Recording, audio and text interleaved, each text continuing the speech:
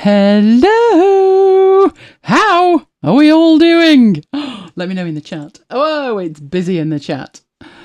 My mic, let me know when you can hear me, obviously.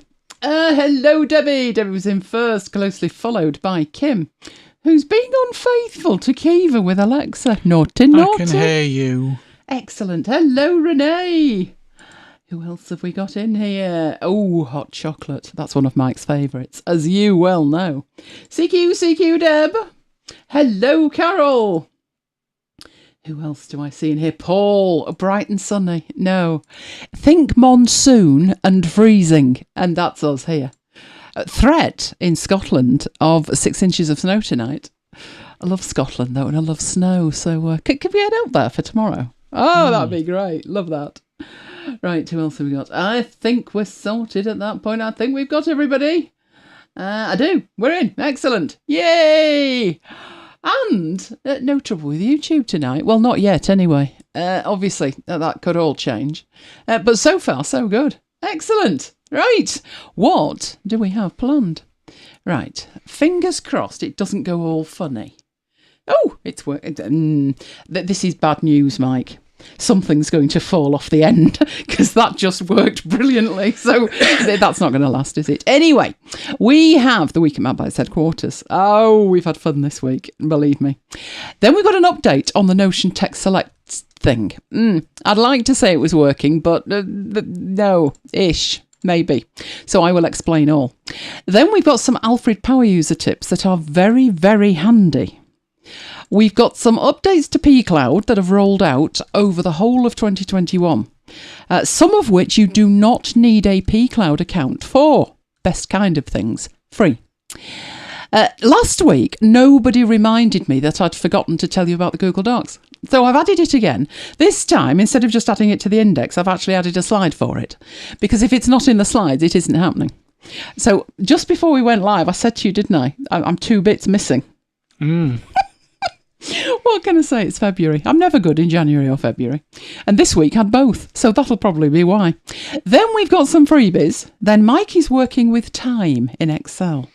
And then I'm creating a custom mock-up from scratch that I intend to use in future sessions. So that's what we've got planned. Right, what has YouTube done to you? I watched something this week, literally. I'm going to watch it. Well, when I say watch it, it wasn't good. It was 480. That's what I want.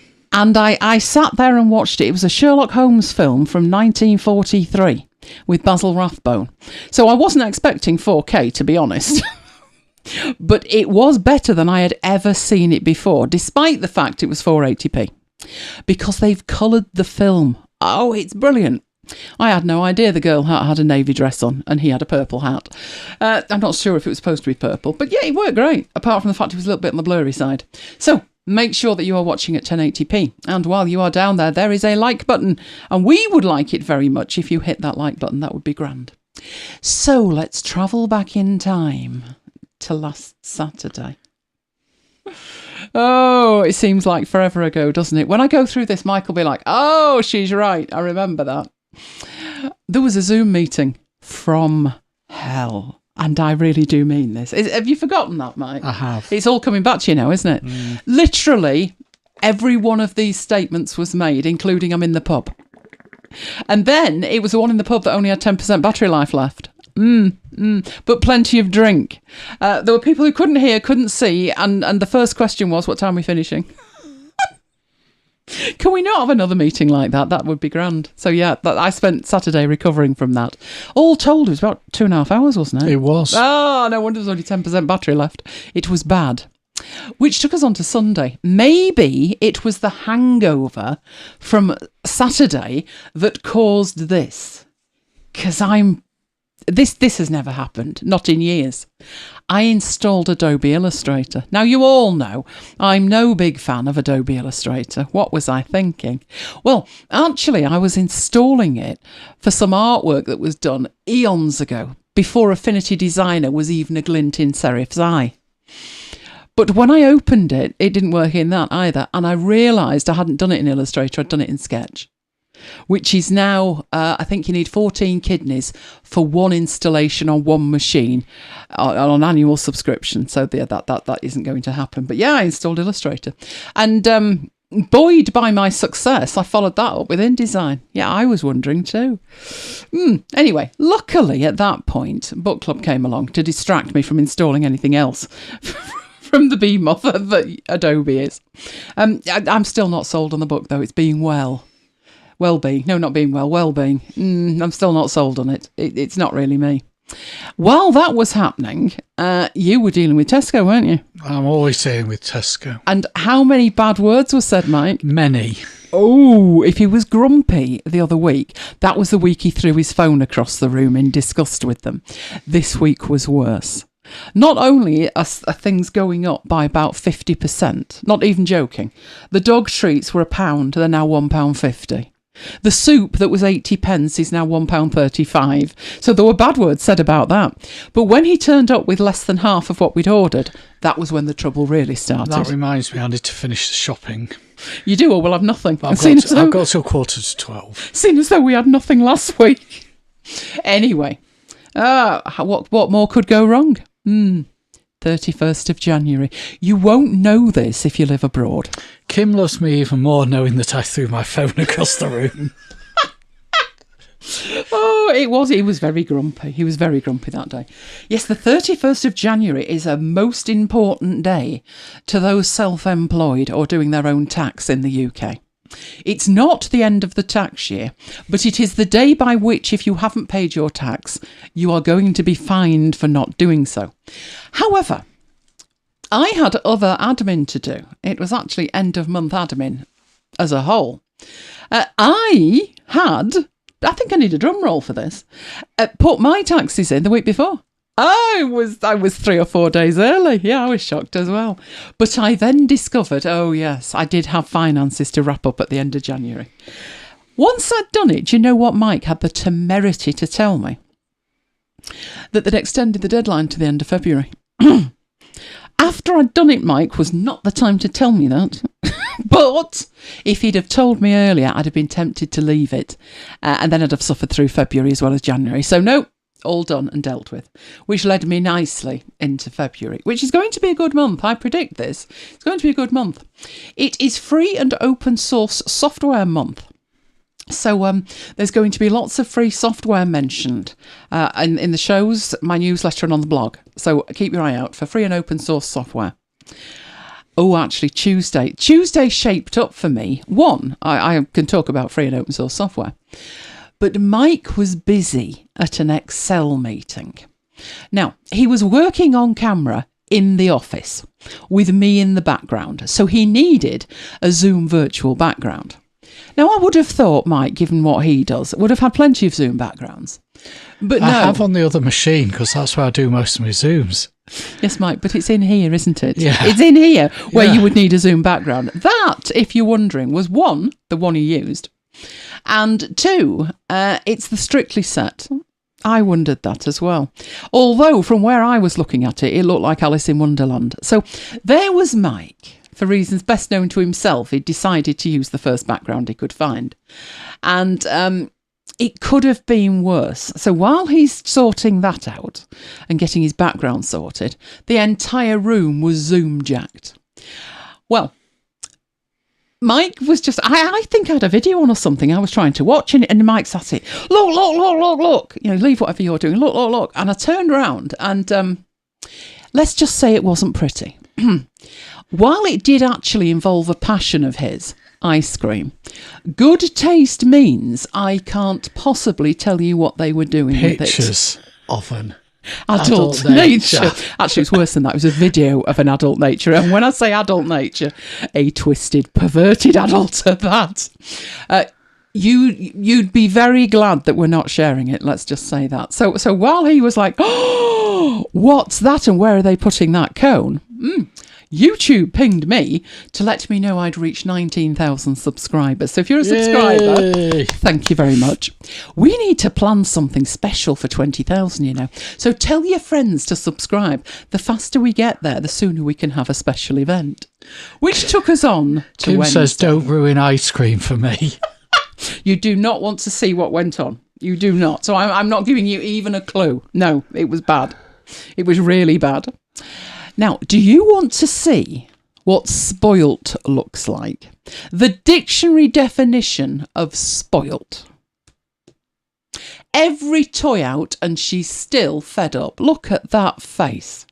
In fact, not only is every one of her toys out, but the 2 carrots, there is one to her left, which is on our right, and another one near the ball on the left. They weren't even hers. They were Mayor's toys, and he had those from being a pup. It's 2 carrots. One of them has got like really long eyelashes. So we called the first one Jasper, after the comedian Jasper Carrot, and the other one is Jasmine Carrot. Jasper and Jasmine Carrot. But she's still fed up. She couldn't choose which one to play with. Grumpy girl. Grumpy girl. Thursday came along and it's Munich. It's the Munich Memorial tomorrow. And we'd sent a press release off to our local paper. And they'd sent a trainee reporter to do it who got the day wrong, didn't he, bless him? Yep. That's why it says updated. There's Mike in all his glory. I'm usually behind the camera. But we did get a bit of a mention down there. We did. Organisers. So there we are. So that was nice that it went in the local paper. Which took us to Friday. Which should have been a show, but, obviously. Oh, we celebrated 700 days in lockdown. Kim wasn't wrong, was she, when she was talking at the very beginning in terms of years rather than weeks? Unlike Boris, who was talking in terms of days. But he's got his own problems. So we celebrated quietly. Obviously, we didn't go out and have a party. That wouldn't have worked. But while we'd celebrated, disaster struck for me. Parallels that I used to run Windows, obviously under sufferance, reported it had run out of disk space. How can the hard drive be full? It's a VM. Plus the fact I had hardly anything installed. Investigations were needed. I thought it's all right. Mike will know the answer to this one. Short version, you hadn't got a clue, had you? No. No, we tried caches, we tried temporary folders, we tried user folder, we tried everywhere. Until I discovered, it's all about the hibernation caches. I wondered as well. But I dutifully went in, and I've no idea. I don't think I could get back to this screen if I tried. I just kept clicking and finding stuff, and yes, there was a 27.3 gig hibernation file on there. Now, I know what you're thinking. Well, that's really simple, isn't it? Just delete it. You can't delete hibernation files. I wondered why they thought that was a good idea as well. But, fear not, with some magic beans, yes, that really is a DOS prompt. There's a blast from my Windows past. You can turn off the hibernate feature only through DOS. You wouldn't believe, would you? How many years is it? 40 years? dir cd. Oh, those were the days. .bat files. You actually have to manually turn it off in a DOS window, and even then, you can't just log in and do it. You've got to right click and say you're an administrator while you're at it. Oh, it was ridiculous. But once I got it turned off, I got my disk space back. There we go, 31.93. That's better. What I want to know is, Mike, why did it do that to me and not you? Maybe it has done it to me. I haven't looked. Well, I did. You know why I did? Because I hadn't noticed. I did because I came to update the Affinity apps, and 2 worked and the 3rd one didn't. And I thought, why would an update fail? And then I thought, have I got enough disk space? And then it all unravelled. Talking of unravelling, what a segue. It was the FA Cup last night. That was why Matt was on the telly. Me and Peter have already talked about it. It was on the TV. That was why we're doing the show tonight, last night, because I wanted Mike to enjoy it. Sadly, the team felt otherwise. Well, that doesn't look that bad, 1-1 after full time. During said match, our illustrious Ronaldo managed to miss a penalty. The referee was playing for them, wasn't he, with that call? There was a handball in the box, and apparently it doesn't count these days. Really? That was a sending off offence when I was a kid. But anyway, it finished 1-1, which meant extra time. Did you realise the buses will have gone? That actually happened once at a match. It went to extra time and all the buses had gone. But no, it went to extra time and they might as well not have bothered because nothing happened in that 30 minutes. And then it went to penalties. Kim wants to know what hibernation files are. Hibernation files are where you put the machine to sleep rather than actually shutting it down properly. So when you press the hibernate button for a second time, it springs to life and it doesn't have to load everything. It just opens the hibernation file. But I wasn't using that feature and it had never been turned on. And all of a sudden it was turned on behind my back, which meant I then had to research how to turn it off. Oh, joy of joys. But, it could have been worse. You could have been watching that match. And when it got to 7-7, Mike and I looked at each other and went, yeah, the next one's going to miss. And guess what? He missed. So Mike is grumpy. Grumpy boy. Which took us to today. By today, she'd made a decision. Yes, of all the toys, yes, this is Squirrel. I know it looks like a bear. It is a bear. But we've decided to call it Squirrel. And she's quite happy with that. She actually went to sleep with it like that, didn't she? She did. That's not us posing her. That was how she was actually sleeping. You'll notice the door behind her. That's the patio doors. Not that we've actually got a patio. Well, we have, haven't we? We just don't have a step. So, it's like the north face of the Eiger if you step out there. But that's her favourite spot. So she was there with her new bear, Squirrel. So that was our week. Let us know what your week was like. So, the Notion Text Select update. Oh, would that it were simple. But as per usual, it's not. Let me enlighten you. Right, we discussed this last week. So first of all, I'm going to show you what was happening last week. So let's bring this on. These are blocks. So when you used to talk about Notion in terms of being blocks, you've got your domino next to each block, where if you click on there, you can do things with that block. These are individual blocks. You can turn them into checkbox blocks or bulleted blocks, but ultimately they are just text in a block. So what was happening previously was you would try and make a selection of some of the text in a block, and you can do that. You can select all the text in a block. You can do that. But what people wanted to do was select text that went across a block. And when you try and do that, you can't do that. This was why they rolled out the update, so you could do that. Only I didn't have it, and I was waiting and waiting. So, I tried in this, which is Vivaldi. So I thought, come on, February, you promised. So if I make a selection in here and I drag it into the next one, that's what we want to see.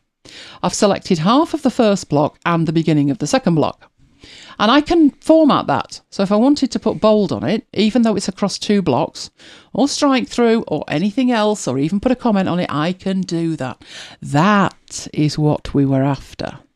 So obviously, it's now enabled on my account, which doesn't explain, bear in mind, we're looking at Vivaldi, why it's not working in Firefox. I can only assume this is a browser issue.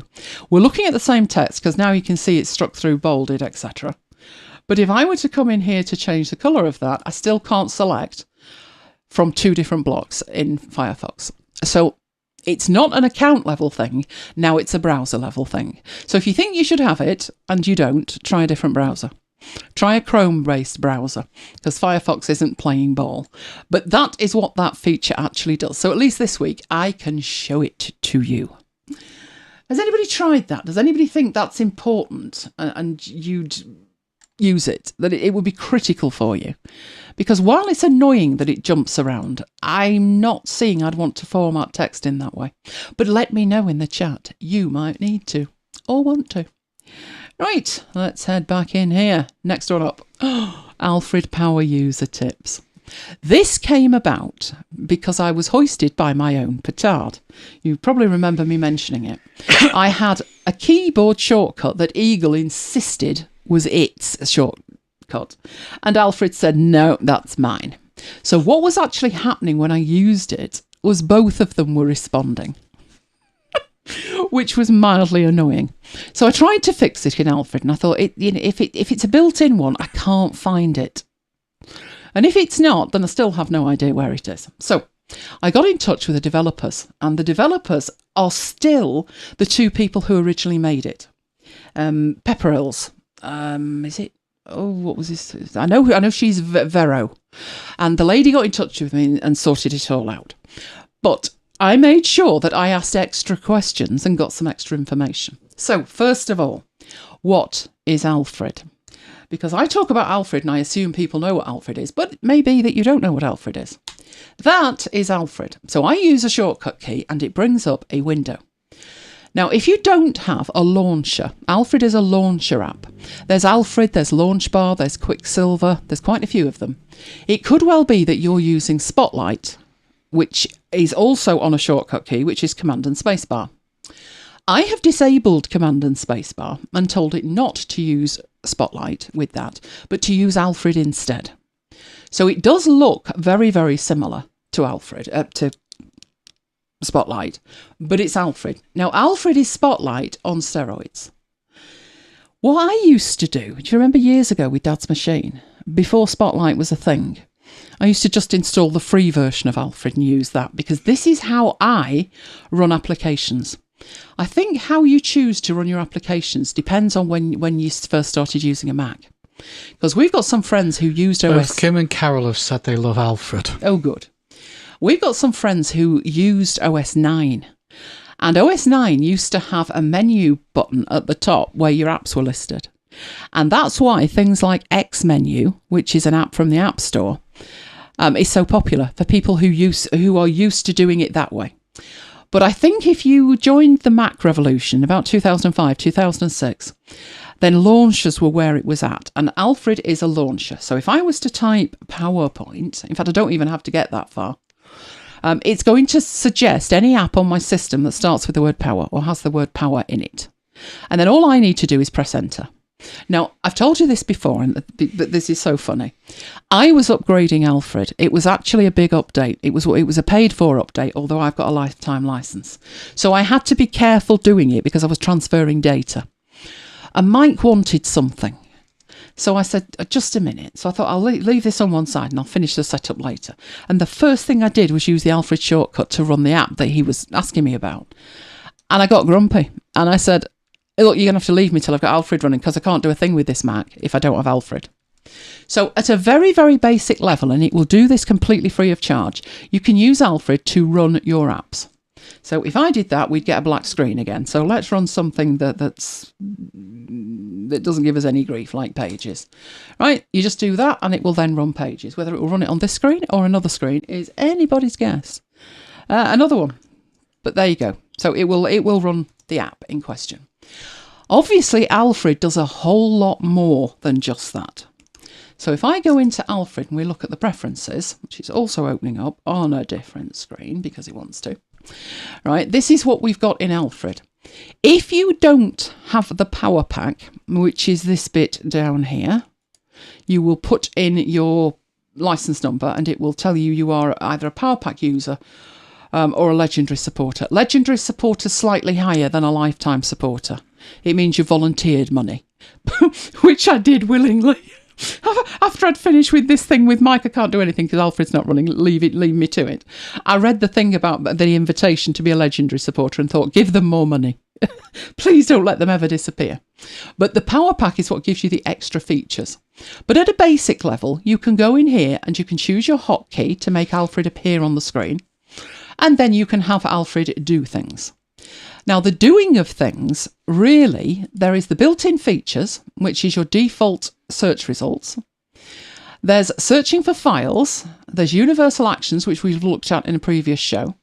You can do custom web searches, so I can search Audible straight from Alfred, as well as Dunelm and Envato and all kinds of stuff. And there's web bookmarks in there. It also has things like the clipboard history, snippets, calculator. So if you actually enable that and then say, 100 times 8, it will give you the answer. So all of these are extra features that it shows you in here. Not all of them are free, but by far the biggest thing that isn't free is the workflows. And this was where I was having problems. It turned out this shortcut key that was clashing wasn't Alfred, it was one of mine. Which was fine, but how was I to know that? This was one of those things where if I'd have kept a list of them, what I had set up, then I would know, wouldn't I? But there are a few things that you can do in here that is quite handy to know about. So I'm going to shut down the actual interface of Alfred and go back and show you that if you type, so let's say you're doing something, you've got the problem that I've got, that you're typing something in and something else is happening, using a shortcut key and something unexpected is happening. So I needed to know what keyboard shortcuts were set in Alfred. And I did not know that if you type question mark and then hotkeys, it actually lists them all for you. Starting with the top one, which is the key that you use to use Alfred.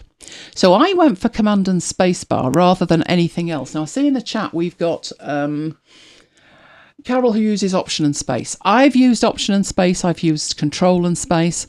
And the reason that I did that many, many moons ago was so I didn't lose the built-in functionality of Command and Space.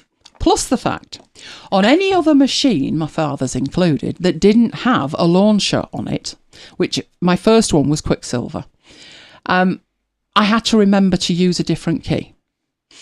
I also had problems using specific shortcut keys through remote desktop. It just wouldn't send certain keys. So way later on, I thought I can actually replace this and just have Alfred doing everything. And that's why mine uses the default of Command and Space.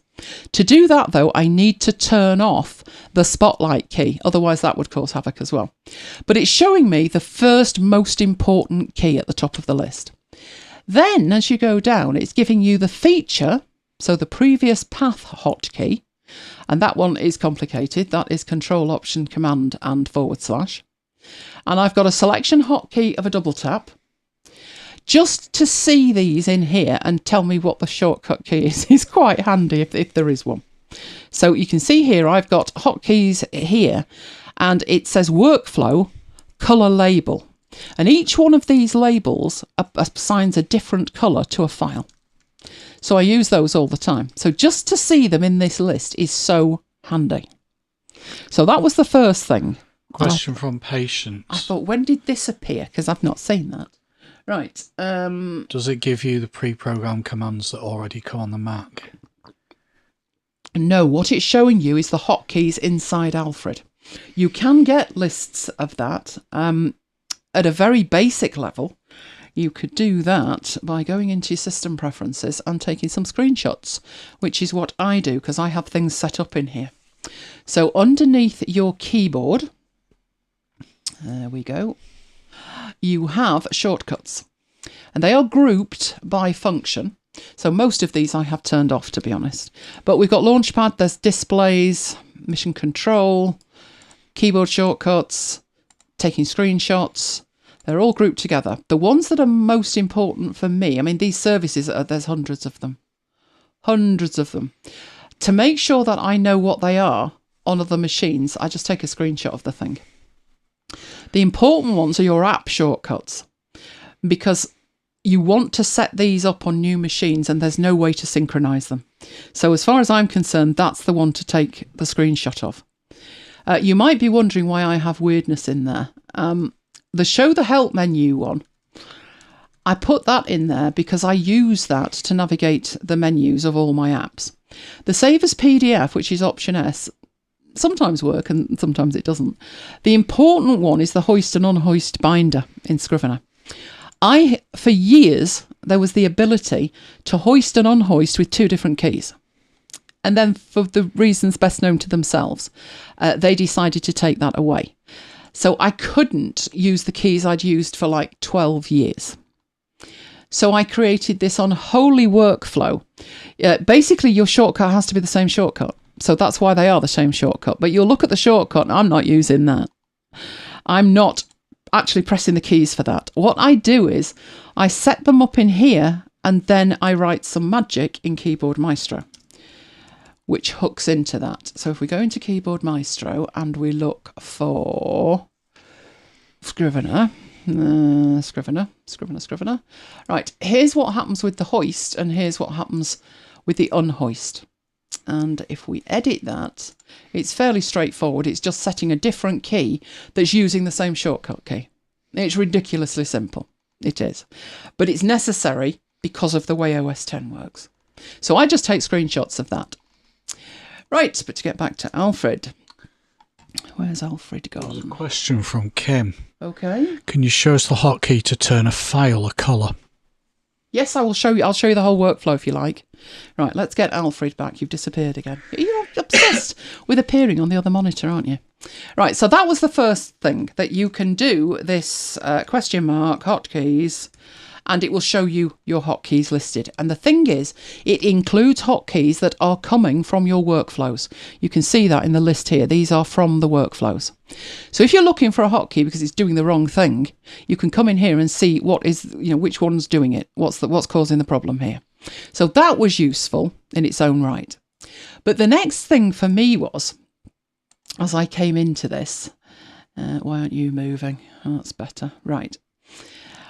Was when I use workflows extensively. So I have all of these workflows. And I can go into the workflow and I can actually see the workflow, what's happening in the workflow.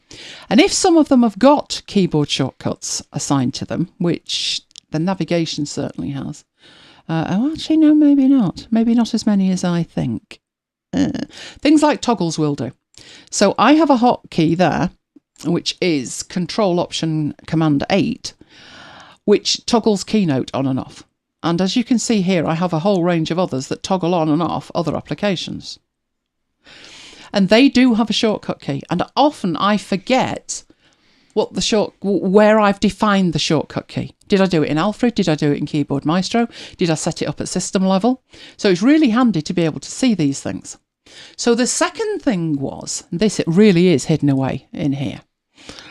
Under these dots, we've got categories for tools that we can filter by. So when you create a workflow, you can say it's a tool, it belongs to the internet, it's productivity, or it's uncategorized. And you can, so at the moment I'm looking at them all, but if I wanted to look at things that were just internet, you can see I've got 2 things there, and they're alphabetical. So I can filter by category, I can sort these, I can even show the ones that are only enabled or only disabled. So if I go for all, and then look at only those disabled, none of them are disabled at the moment.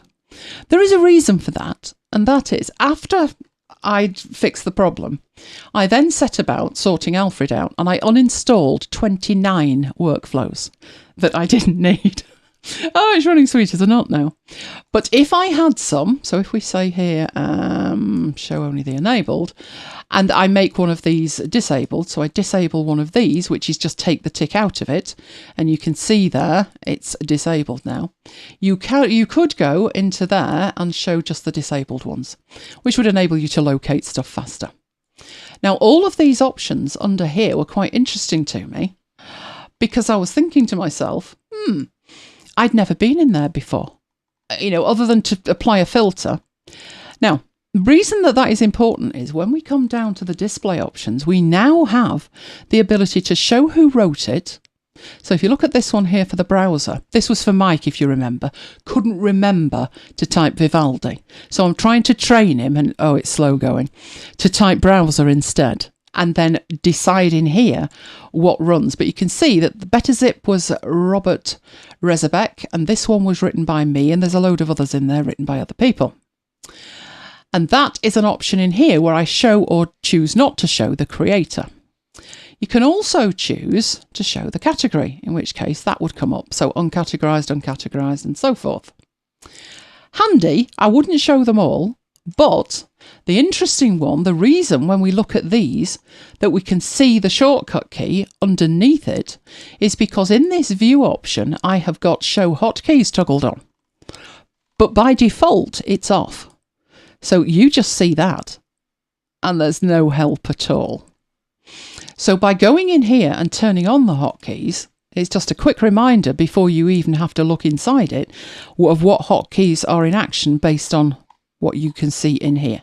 So not everything has shortcut keys, but a majority of stuff actually does. So that is incredibly useful. Even more useful is in the edit categories option. If you go into that, you can now add your own categories. When these were introduced, you couldn't. You had tools, internet or productivity. I didn't really know where to put things. I've got multiple ones in here that toggle apps. I've got more than one workflow that toggles an app. So I could actually create my own grouping entirely. I could call that toggles and save it. And then when I find my toggles, so navigations are toggles, I can go in there, and in here I can put it in a different category. So at the moment it's uncategorized, but now I've extended the range of groupings that I've got, and I can put it in toggles. And somewhere down here there is one called toggles there. So that one would also go in toggles, because that's what they do. That is genius. Mike ignores it, because you said to me, what category do I put it in? And I said, ignore it, because you're never going to look at it in a category. But it would make way more sense to use the categories if you're using them because you've created the categories. So you can see I put this one in toggles, but I've also got navigation and Google Drive and stuff. So I could have navigation as another one and put these in there, and then I can filter by category while I'm at it, which would be great. So in here we've got category, our toggles is now listed, and you can filter for that and just see all the ones that you consider to be toggles.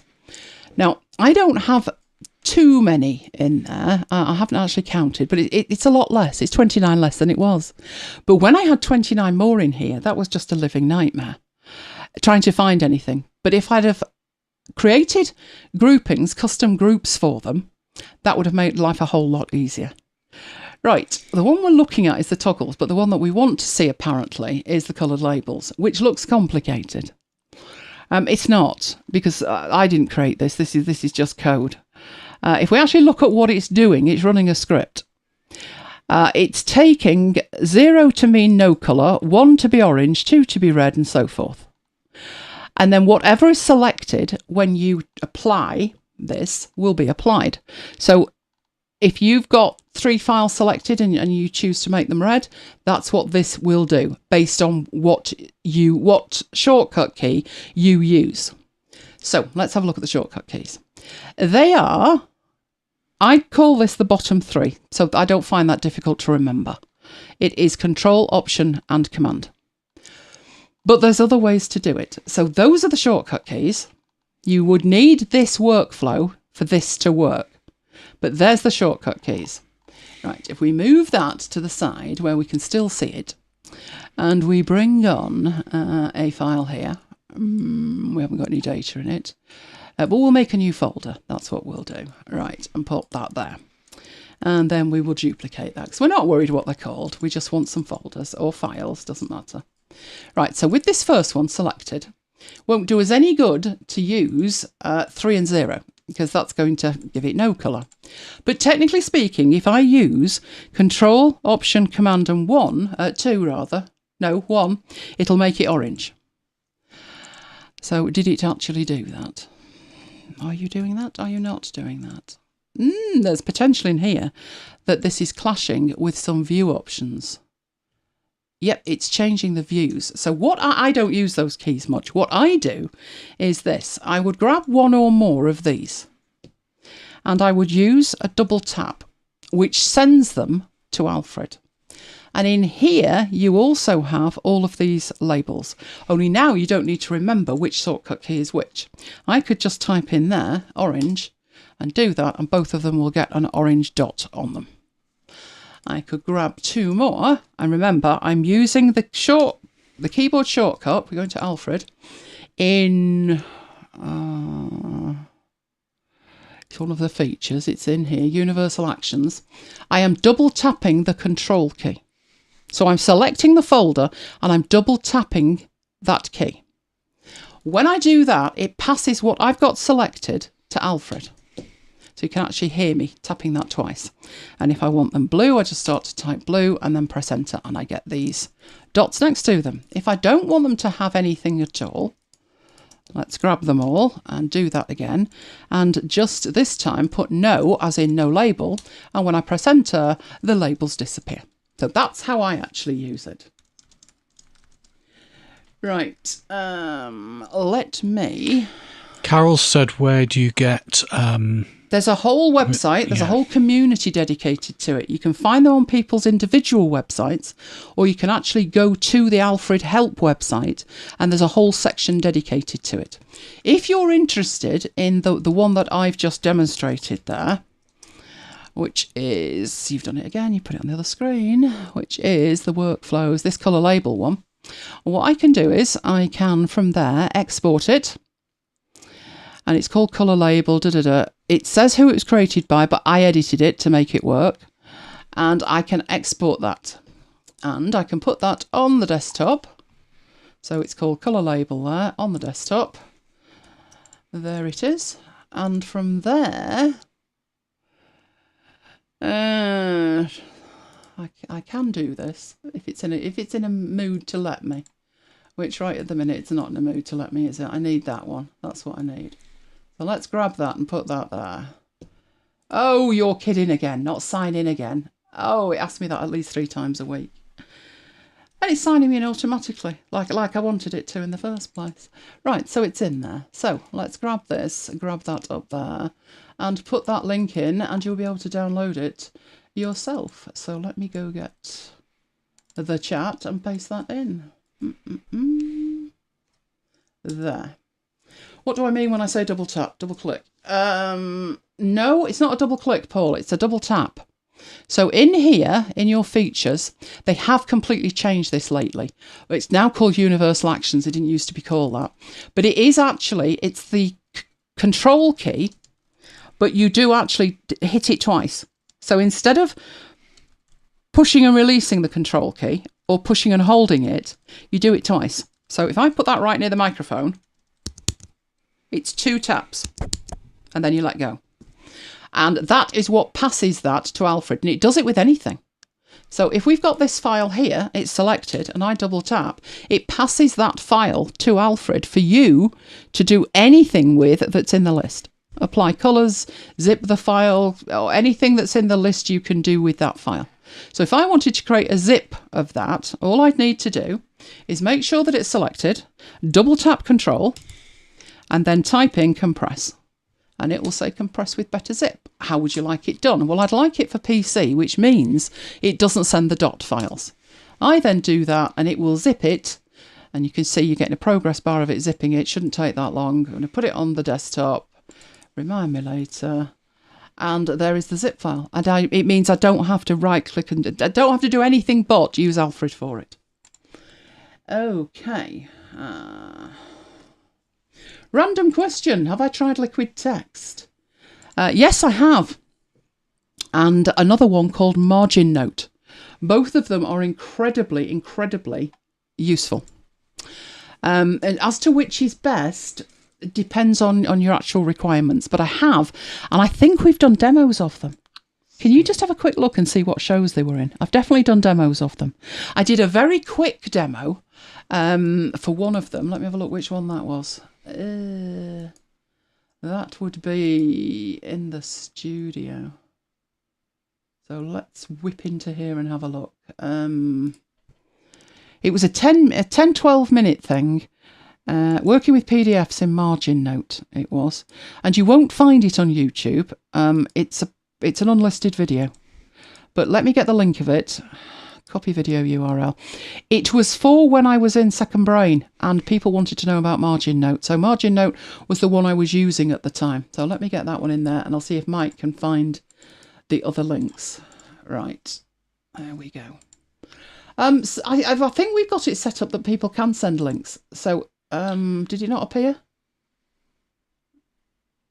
I'm not seeing it, but I thought we'd set it up so people could. No, only you and me. Oh, right. In that case, I've no idea where to set that up, and now is not the time to piddle with it.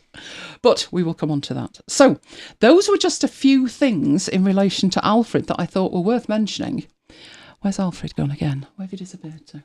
You're over there this time. Because it makes it really useful in terms of the workflows to see your shortcuts or where they came from or anything else like that. It's also a good idea to get rid of anything you're not using. But for me, the most useful thing to see is the shortcut key. If there's one shortcut key, like this one, then I can actually see it. If there's multiple ones, then at least I know there are shortcut keys in that workflow, which would be useful to me if I'm troubleshooting why a shortcut key is not working. So just remember that they are available from there. That is so easy to miss.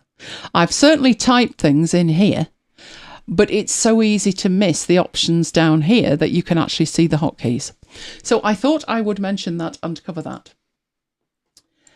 Okay, let's get rid of that and head back into here. Oh, pCloud updates. There's been a lot of updates to pCloud.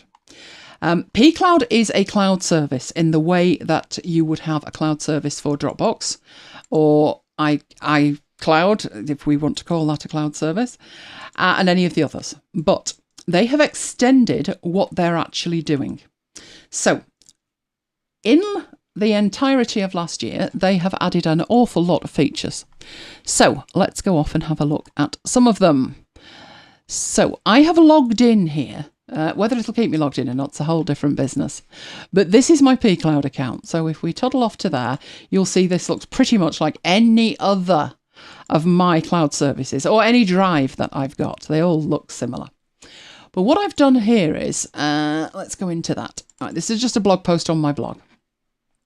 You will see I don't have many extensions installed, but I do have these two. Obviously, I've got the Eagle one. And I've now got this pCloud Save extension. This is available natively for Chrome, Firefox, Opera and Microsoft Edge. I don't know what they've got against Safari either. It works in any browser that supports Chrome extensions, which I thought Safari was getting at some point. Maybe it's already got it. I don't know. I don't use Safari. But there isn't a native one for Safari. But the idea of what you do with this is that you install it. You do need to log into pCloud, and that's proved problematic for me, hasn't it? Yes. I thought at first my password was too long, but it's not that. It just took me 9 goes to do it. And then it had the temerity to log me out again. But I'm logged in. If I click on here, I'm actually logged in, which is jolly good. Right, what that gives me is as I'm browsing the web, we know that I've got Eagle. So if I drag this, Eagle bobs up. But let's say I don't want to send it to Eagle. Let's say I just want to archive it. I have a way now to right click and say save to pCloud and just hit that. And it toddles off and does it. And I don't know if you noticed, but up there was a bit of movement for us to have a look at. So I will go and get a different poster. Let's have something not quite so in your face, like that one.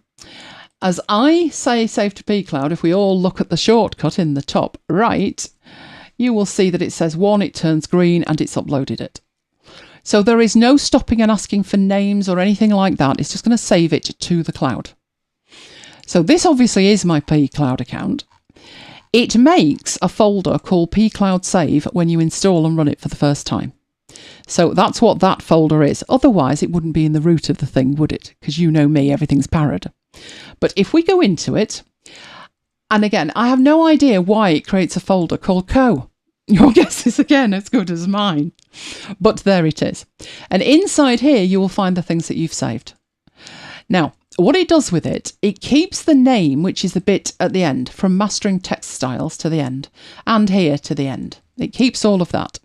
But it puts this stuff at the beginning, and part of that where it says Co, and you've got the time and date on there as well. So whatever it's doing to its own little heart's content.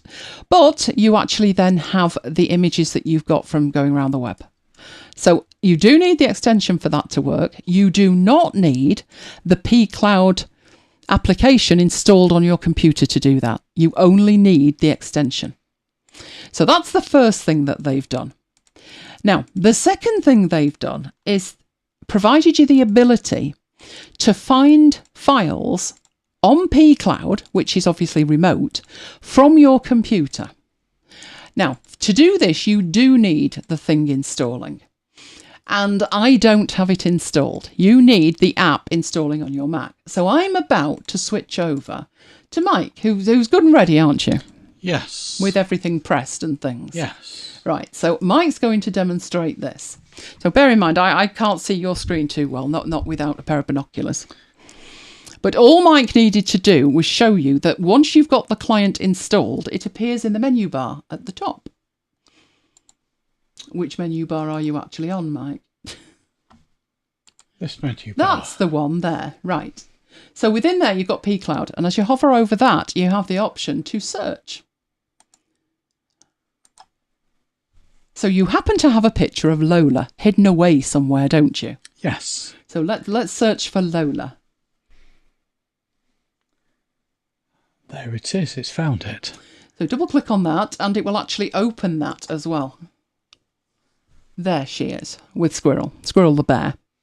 So that was the first thing that it did. So you're searching your entire pCloud, which could be up to 4 terabytes, and it's returning the result to you here, and you can open the file irrespective of where it is on your pCloud because you've got the app actually installed. So that's providing the hook between the two.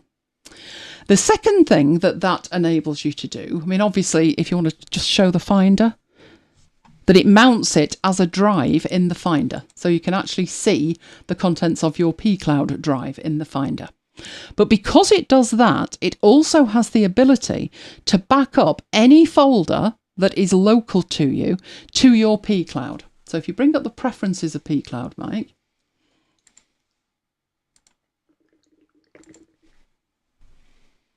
there we go, in the backup option, it has some default ones there that it's going to make a suggestion that you back up, and you can indeed do that. But you can also choose any folder that you would like backed up. So if you're working on a particular project and you want that to back up in the background while you're working, then you could enable that in here. I tend not to do that with it because I tend to have my stuff already on a cloud when I'm working with it. And the only exception to that would be is if it would be corrupted. And that happens. Hindenburg doesn't like Google Drive. There are other apps that do not like Dropbox, like Scrivener does not like Dropbox. Scrivener will use Dropbox. Scrivener doesn't like Google Drive either. But then Scrivener doesn't like iCloud or anything else either. It only will save to Dropbox. I have had other circumstances where I've got something in Dropbox and it doesn't like it. It's going to have to be in Google Drive to work. So you just need to understand your clouds. But what that's providing you the ability to do is literally just back up a folder from your local system. Okay, let's switch back to over here. Right, other thing that you can't really see but is going on there is that you can choose an EU data region now as well. So it depends whether you want your data stored under US rules or EU rules. To be honest, both as bad as one another, I'd have thought, but there is an option. Now, the other option, so let's get that one out of the way.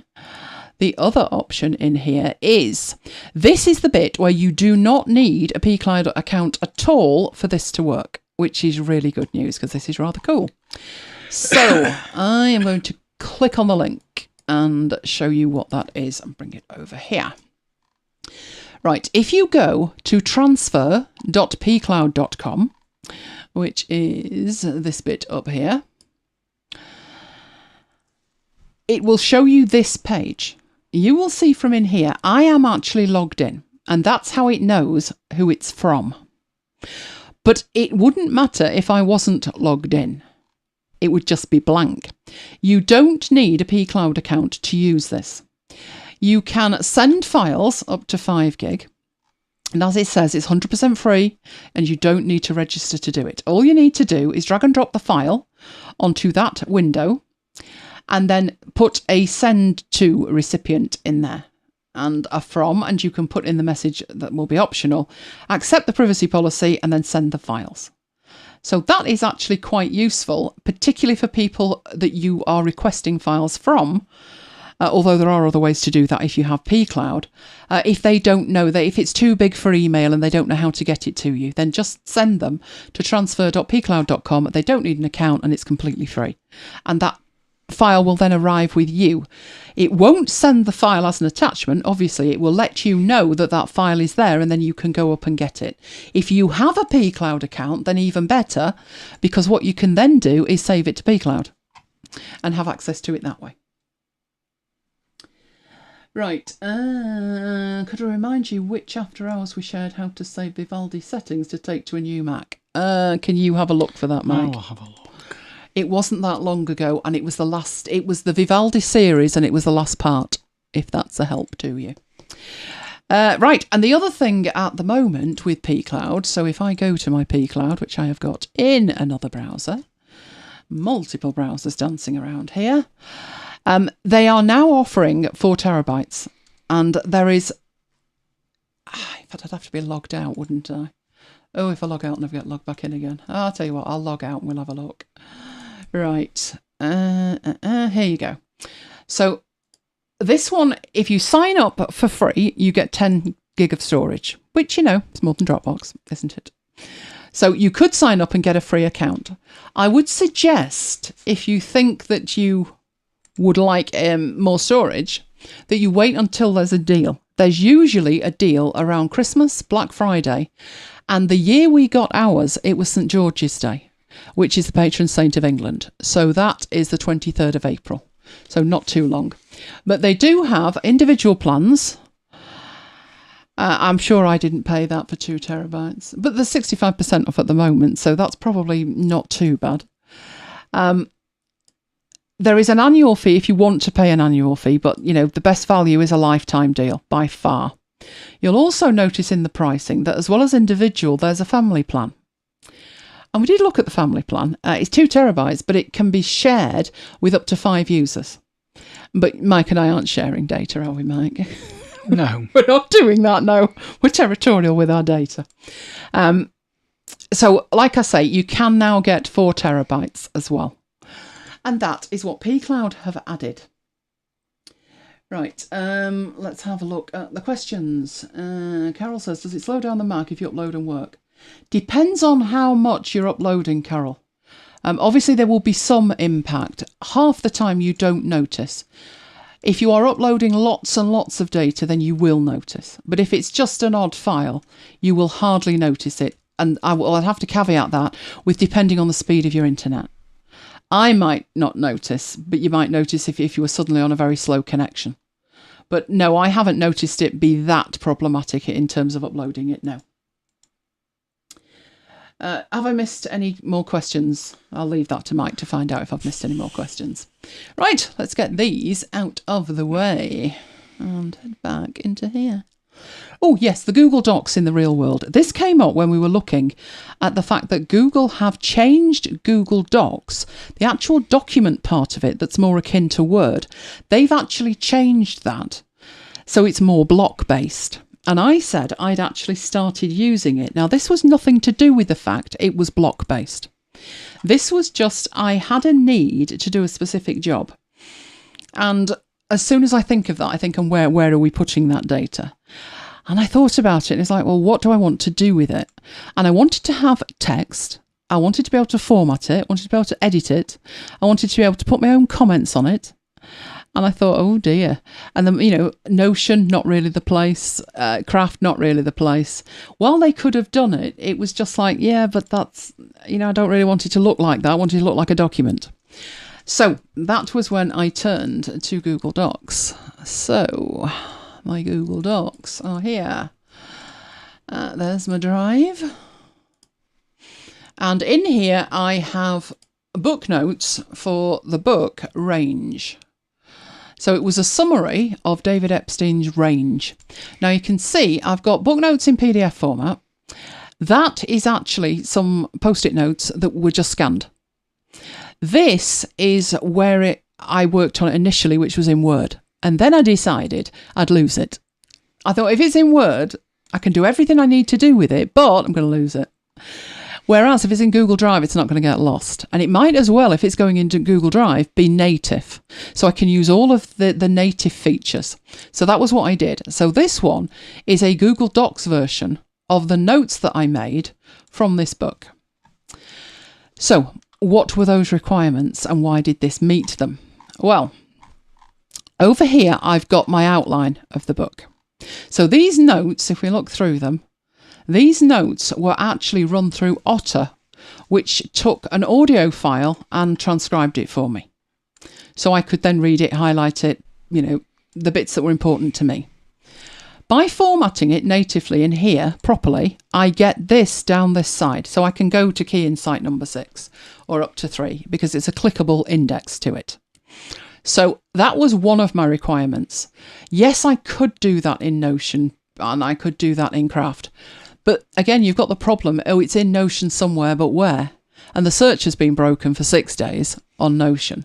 Whereas Google lives off search. So the odds are it would be easier for me to find in here, and that's why I did it that way. The formatting I wasn't overly concerned about, as long as I could see the headlines, my headings, and I could see the text. But what I wanted to be able to do is highlight stuff. So this is just a highlight. This is just a highlight. If it's orange rather than yellow, then I've made a comment, and I have over here.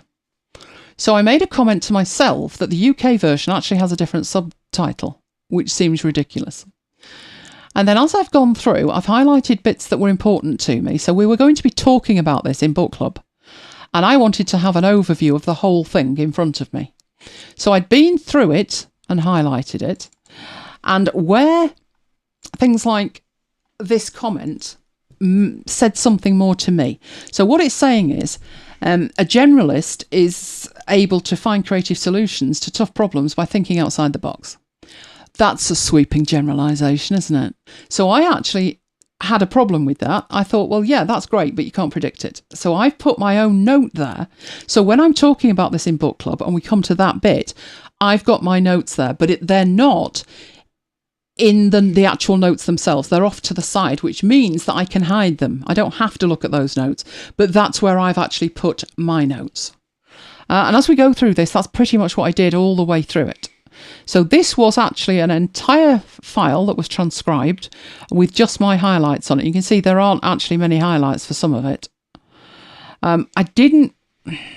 Both of the books were interesting, but I wouldn't particularly agree with either of them 100%. And that was the point. As I was working through these, I'm making my own notes because I'm thinking, no, don't agree with that. This is what I think about that. And some of this I've still got to finish off as well. So I'd probably go through it again and make a few more notes. But I just wanted to really show you why I'd use Google Docs. Because when I talk about it, I hardly ever, don't write letters or anything. When was the last letter we wrote, Mike? No idea. No idea. So I don't use it in maybe the normal way. I wrote a stiff letter on a piece of cardboard. That was my dad's joke. No, it was just a case of I wanted something that had a clickable index for a start. And even if I'd done that in Notion, the index would have been at the top. Whereas this, as I'm scrolling, that index stays put, which is perfect. So actually, this is a really good use case for using that system, whereas it's something I don't use a lot of the time. But for this particular job, I did. Right, okay, let's come out of there. Right, freebies. We've got 2 freebies. Well, actually, there's 10 in one, so I guess that's 11.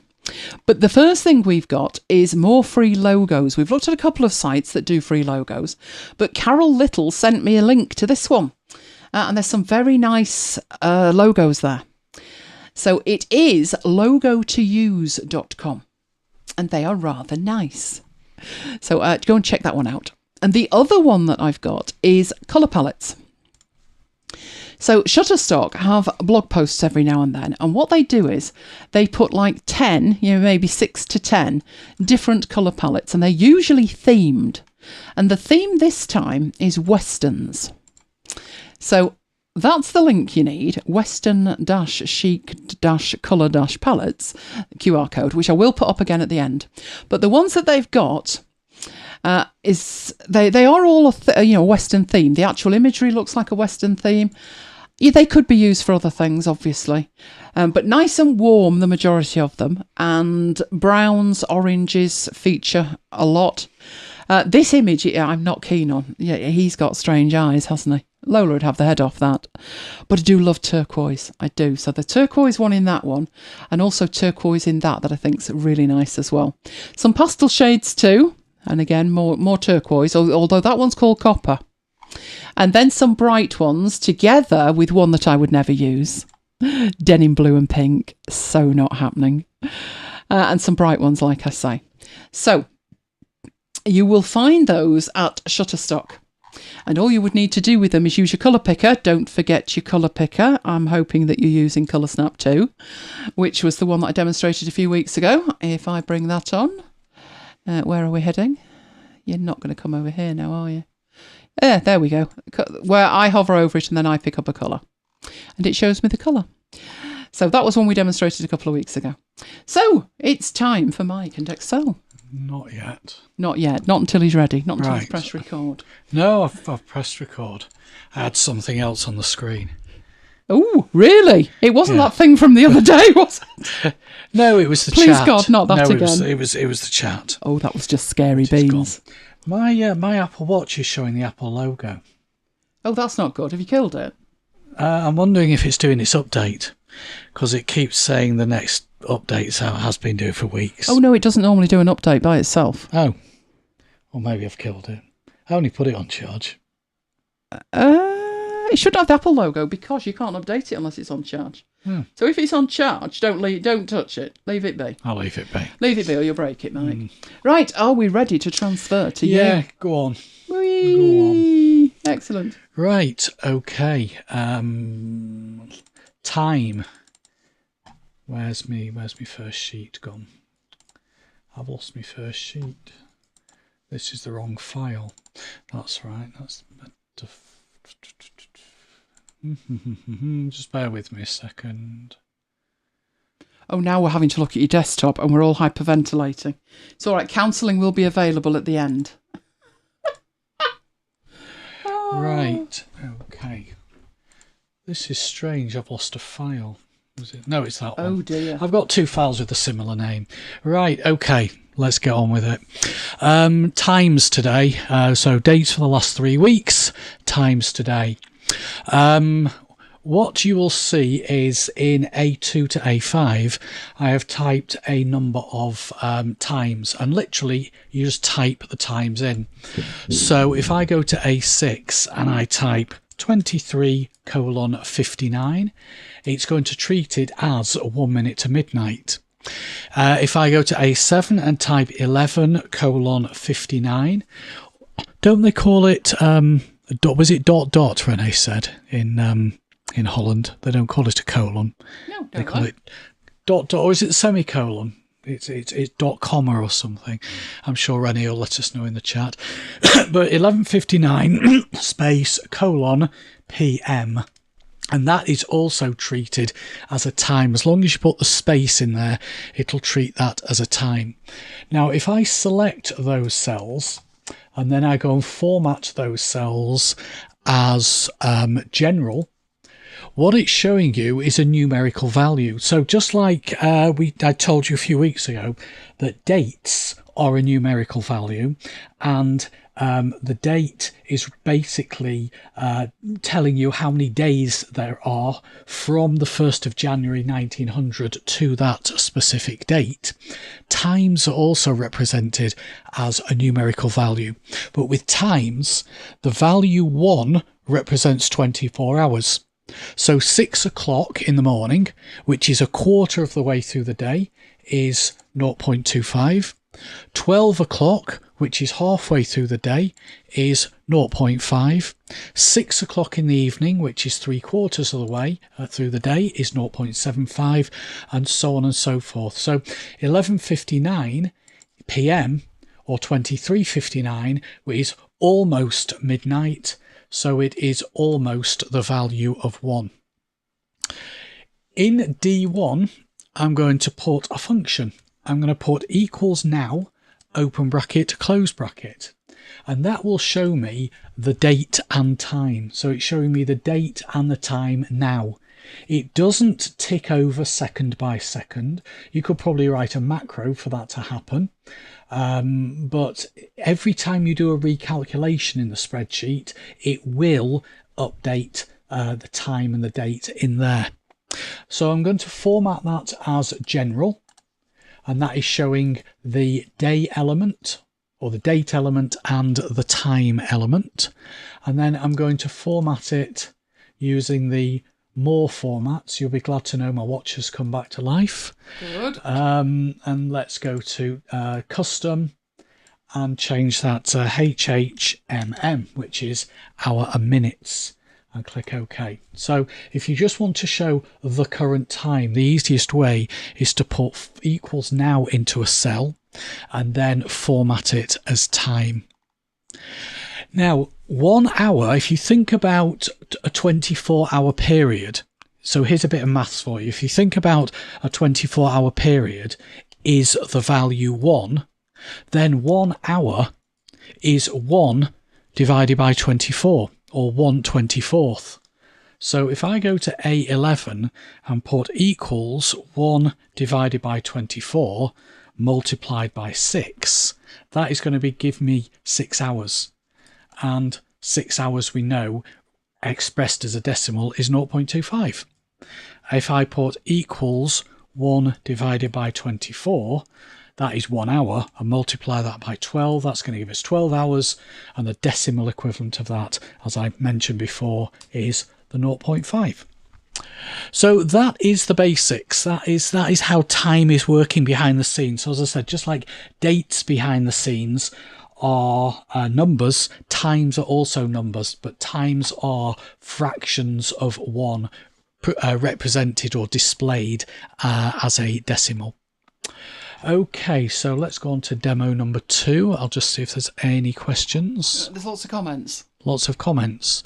Am I planning to upgrade to Windows 11? At some point, I'll probably stick it on a virtual machine. I'll probably put it on my Surface as well. Okay, no other questions I can see. Are we discussing Renee's colon again? Are you going to upgrade to Windows 11? I've just answered that one. Oh, right. Yeah. Double dot's interesting because Maya's brother was called Double Dot. Double Dot. When we went to pick up Maya when he was 7 weeks old, there was the whole litter was there, and there was a dog in it, and he had a pink nose. Well, he had a black nose with 2 pink dots on it, and she said, "Oh, that's Double Dot." So when you say Double Dot, that's what I think of. Double Dot, yeah. Right. So the second demo is a timesheet. Very simple timesheet. So got the days of the week down there. Got the day, the time that I started work. So you can see it's 8 o'clock in the morning most days, apart from Wednesday when it was 8:30. And I've got the time that I stopped for lunch. And then I've done a simple calculation. No, I've not done a calculation there. I've done exactly the same thing here to show the start time and the end time in the afternoon. And then I've done a fairly simple calculation to work out how many days, how many hours I have worked in that day. So all I've done is said C minus B plus E minus D. So the end date minus the start date plus the end date minus the start date. And if you do one date minus another, it will give you the duration, the number of hours and minutes between those two times. So 12 minus 8 and 3:30 minus 1 in effect, and then add those two together. So that gives you 6.5 hours. And then I copied the formula down. Then in F9, I just did a simple sum to add up all those times. So I'm just adding up those times there. Now, the problem we've got is that if we select all of the cells with the times in and we look at the bottom of the screen, it tells us that those times add up to 34 hours and 15 minutes, which indeed they do. If you actually just worked out that in your head, it would come to 34 hours and 15 minutes. So why is that sum formula showing us 10 hours and 15 minutes?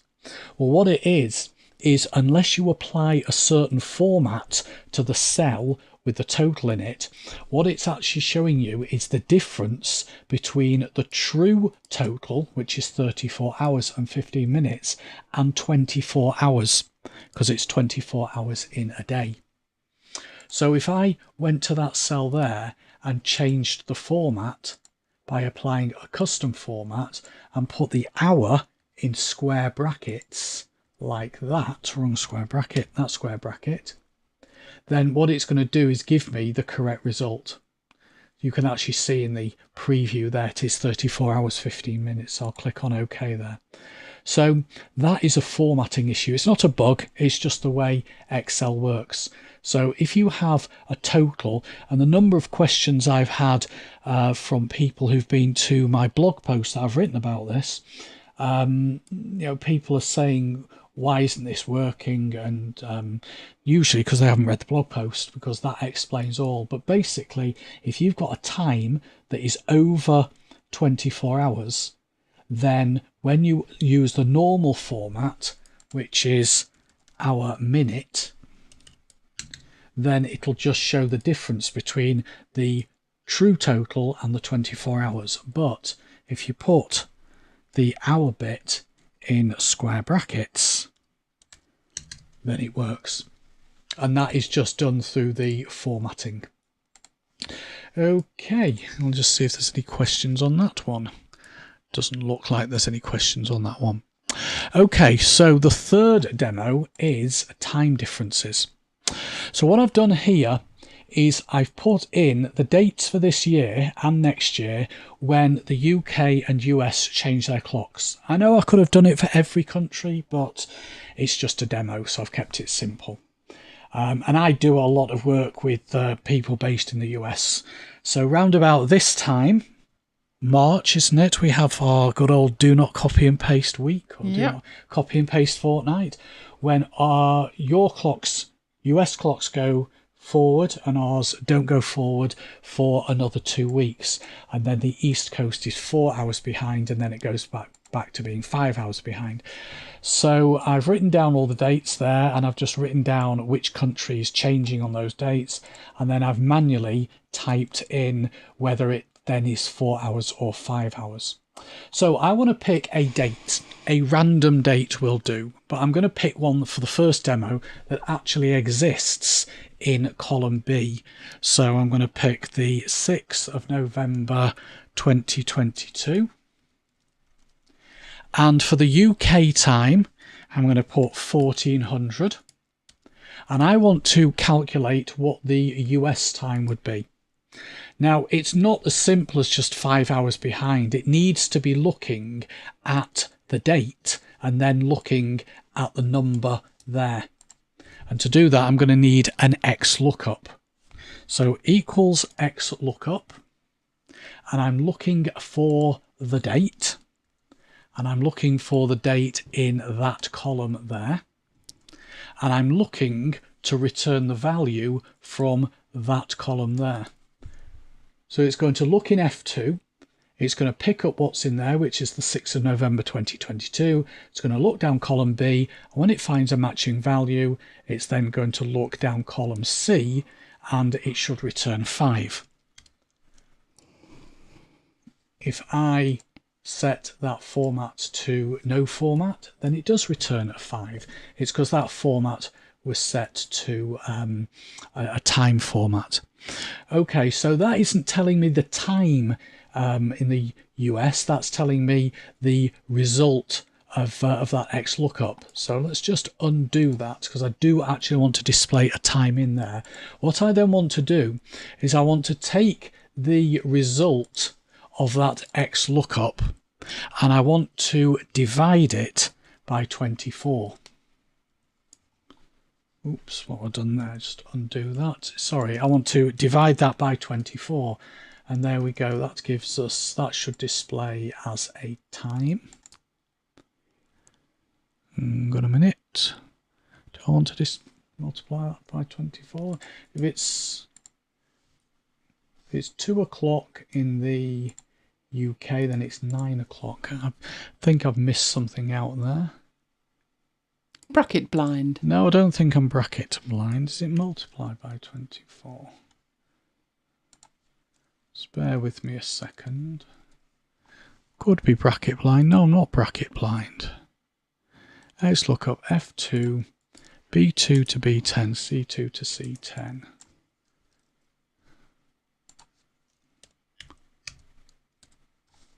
Widen that.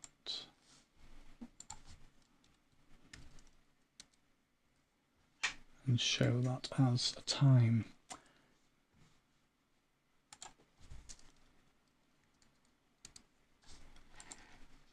Tell you what I'll do it slightly differently then. So what I'll do is I'll put equals 2 o'clock minus, and then F4 divided by 24. That's what I want. Yeah, that'll work. So that'll give us 9 o'clock in the morning, which is correct. So if I go and change the UK time, and I said that was, say, 9 o'clock in the morning, then that is going to be 4 o'clock in the morning.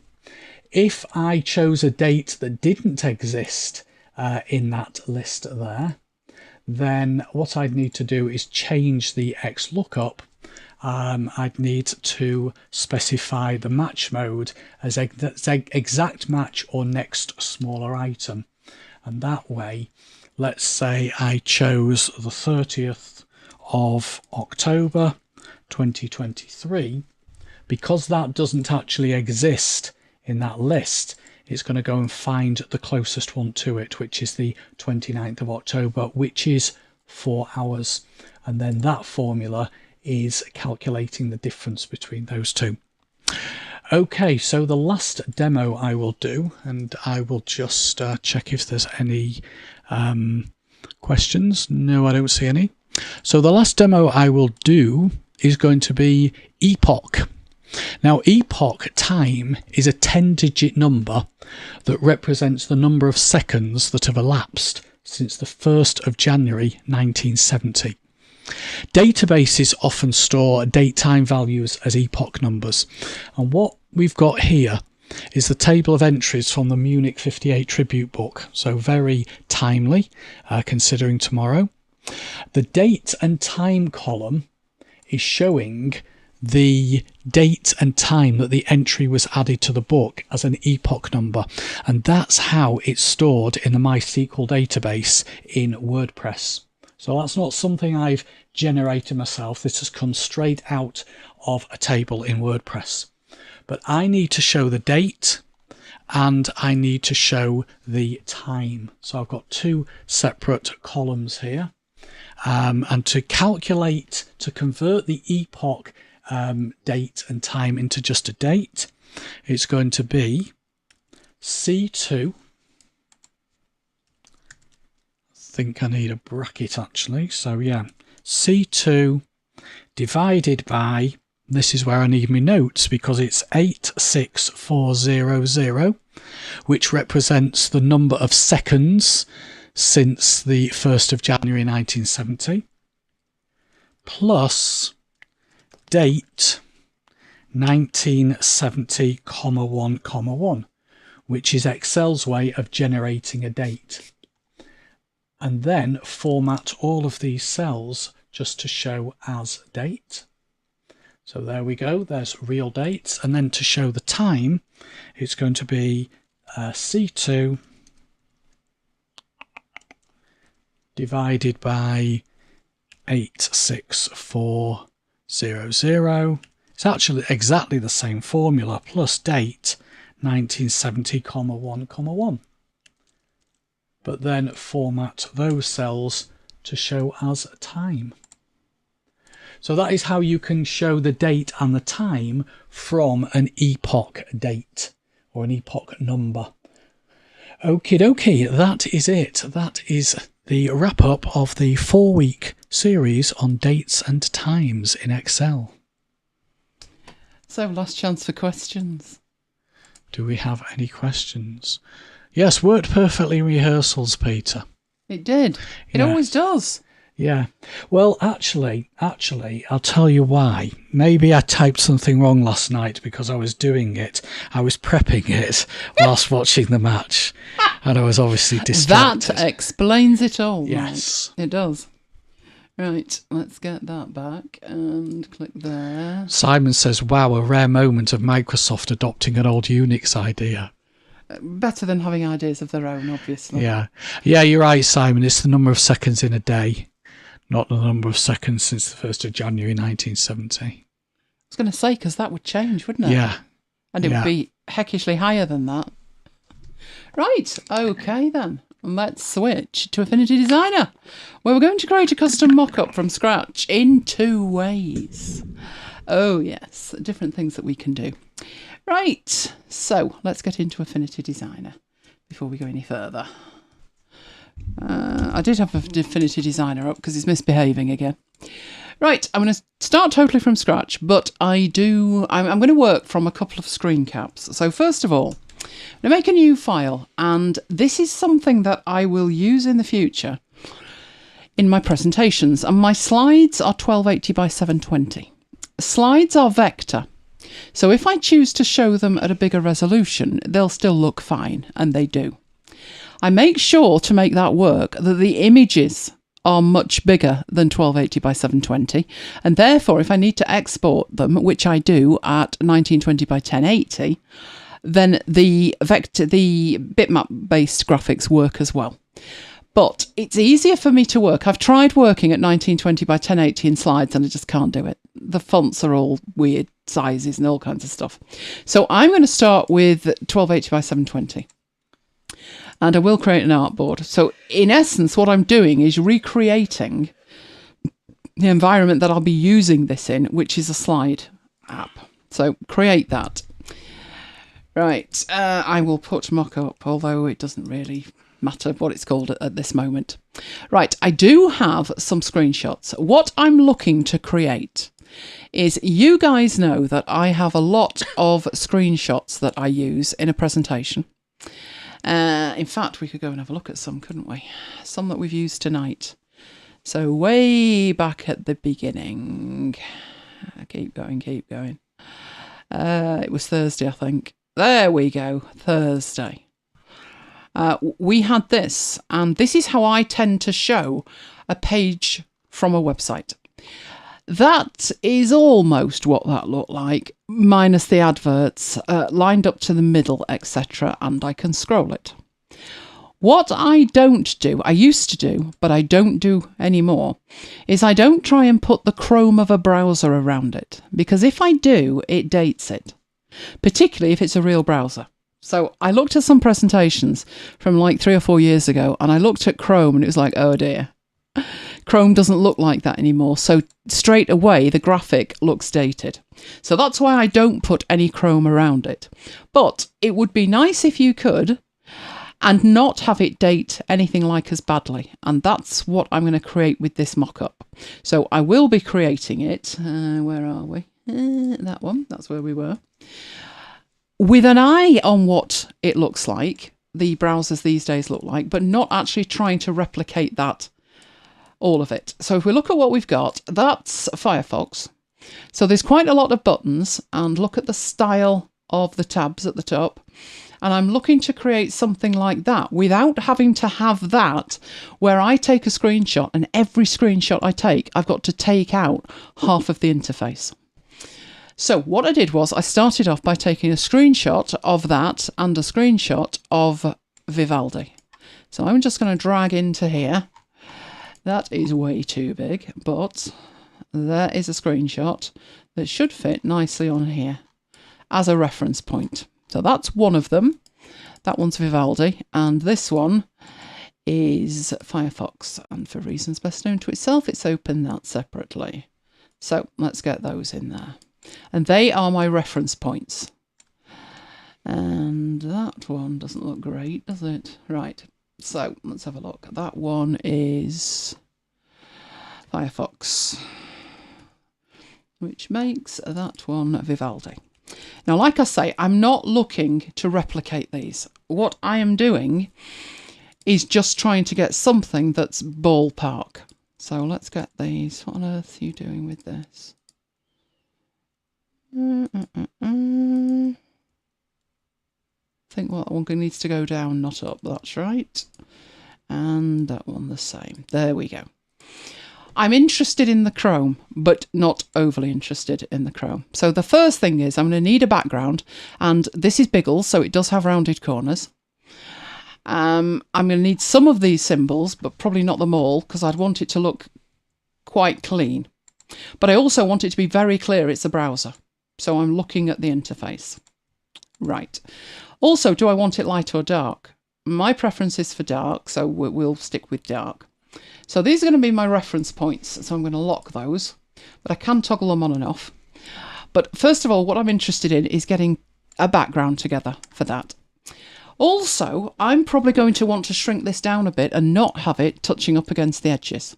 So that might be an idea to do that right now and just scale them to what I want to scale them to. So a little bit like that, so I can put them in the middle and have some breathing space around the edges. Not bad. Not bad. Might want that a smidgen bigger. Right, there we go. So I'm going to work with that. So it's fairly easy to get going. All I need is a rounded rectangle, and I'm going to try and get it to match up with that. Now, straight away, obviously, I've got huge problems here. It's the right width. Obviously, this isn't right, but this is a smart shape. So it's got the red handle, and I can pull that up, and obviously I can zoom in to make sure that it matches perfectly with that. And we're off to the races. But down the bottom, I don't want rounded corners. So right down at the bottom here, when we get there we go. Yeah, that's not good. Actually, that's not doing what it would normally do. So let me just undo that and show you what that would normally do. The default is to have a single radius. And a single radius means if I do this, it does it to all four. If you take the tick out of single radius, you now have red handles on each of the corners. So it's easier to get these to be what you want up there. Do we start with that? No. No. We would start with a single radius. The rationale being, I do want the top left and the top right to match. So if we do it with a single radius and we get that in the right place, and then go and look at the other side over here, it should be equal. You're not having to eyeball it. Those two are exactly the same. Right, so let's have a look at that. We still have a problem down here though, because these are now rounded, which they're not. And we don't want them rounded because this page that we're going to put in here could hang out the bottom, and you don't want this to be the end of the browser. But this is where you take the single radius away and you manually move this one to be square. When we look across at the one on the right hand side, you've only changed the one on the left. So the one across on the right hand side, and it's quite a way across here, isn't it? So where's that across? There we go. Hasn't changed, but you can grab that and change that. So the top two are equal. And now the bottom two are equal, but only the top two have the radius on them. And that is the background for it.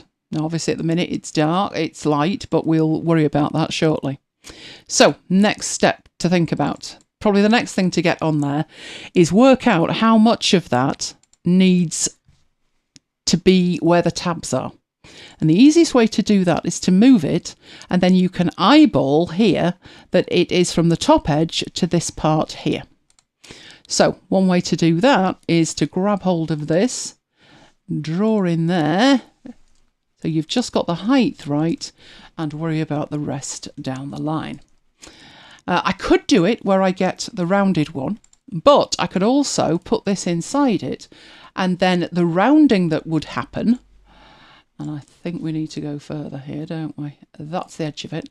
The rounding that would happen will happen, and I won't have to re-round this one. So let me show you what I mean by that. Let's say we've got that much darker, and you can see now, if we zoom into it, but it's over the top of it. Now what we can do in here is put it inside of it, and that way you can move this within here, but you're getting the rounding from the outside, the rounded rectangle. Important, because if we go in here and we choose this and we want to round that, I don't have to worry about rounding this rectangle anymore. It's taking the rounding from the one above it, so it makes it easier down the line. So that's what we've got there. Then we've got this height here, so we need another one of these. And it needs to be about that height, which is 32.2. Right, same principle, make it a different colour so you can see that it's a different part of the interface.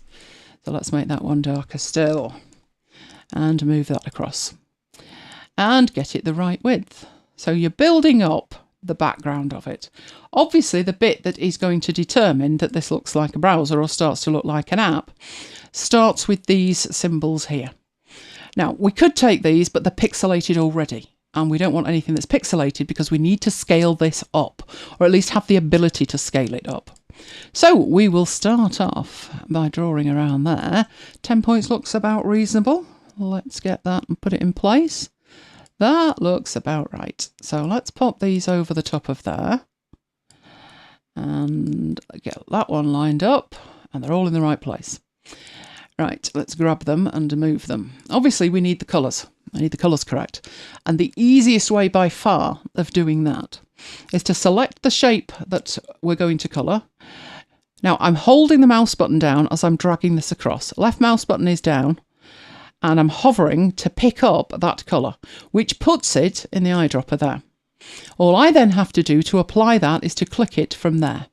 So it's click and hold and drag to pick up the colour, and then select the object to have it applied and click once to apply it. Same principle over here. So click and hold and drag, pick it up, make sure you've got the shape and click that. And you are dealt with. We don't really need to put these anywhere else in terms of putting them in a document palette or anything like that, because we only really need one. So let's group those together and put those down in the right place, which is about there. They are at the top of the stacking order, so when we come to move all of this that is representative of it, they will be over the top. So we should probably start getting things in the right place right about now. We need backwards and forwards buttons.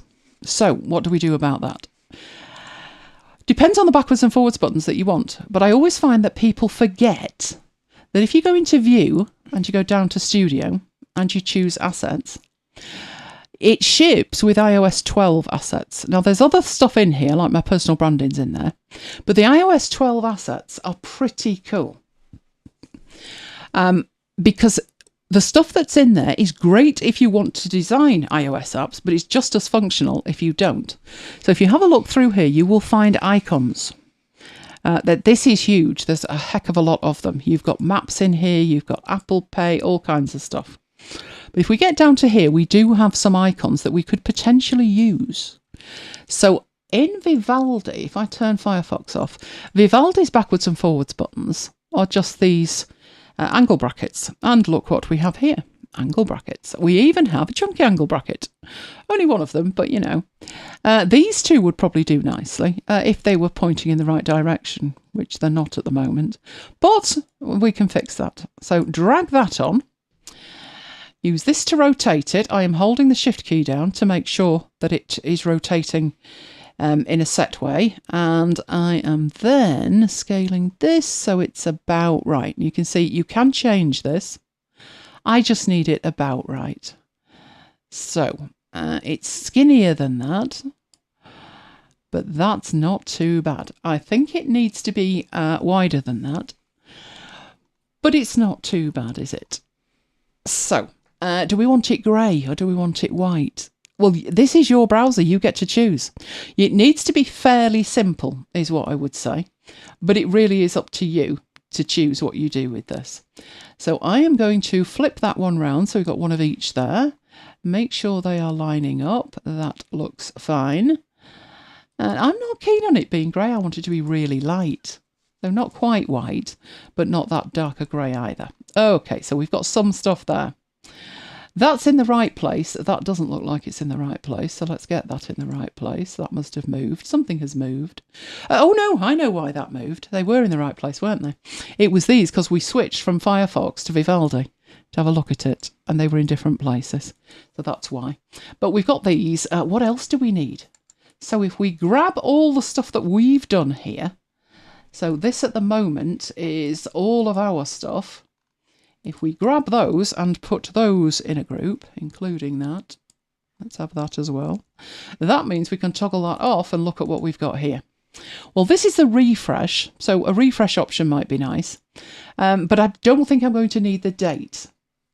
Oh, G says white or nothing. I think you could be right. I'm not keen on that grey at all. I'm not. I might go for much, much, much better. But let's have a look what we've got in terms of refresh, or that we could use for refresh.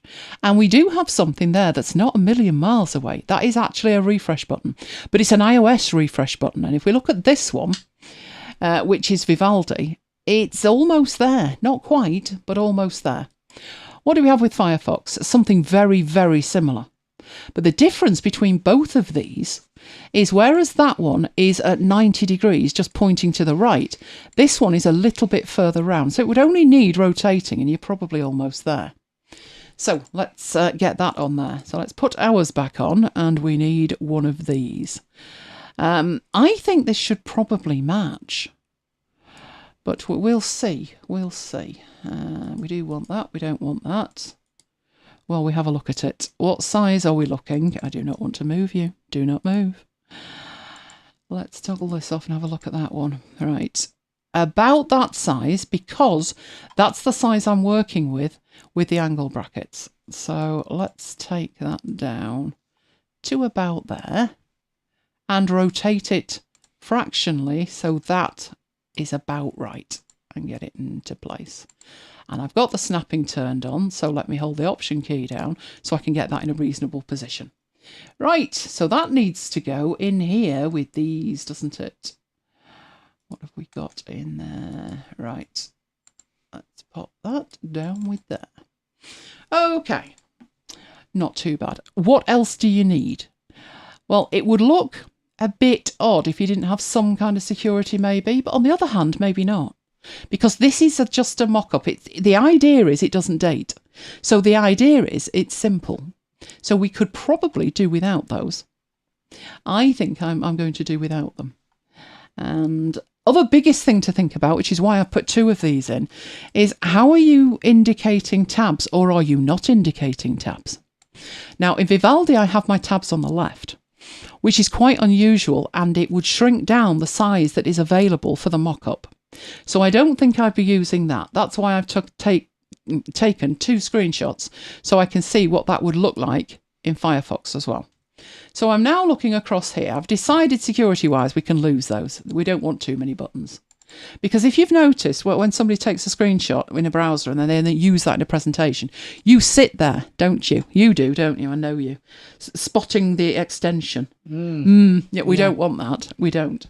But we probably need something so it doesn't just look totally plain.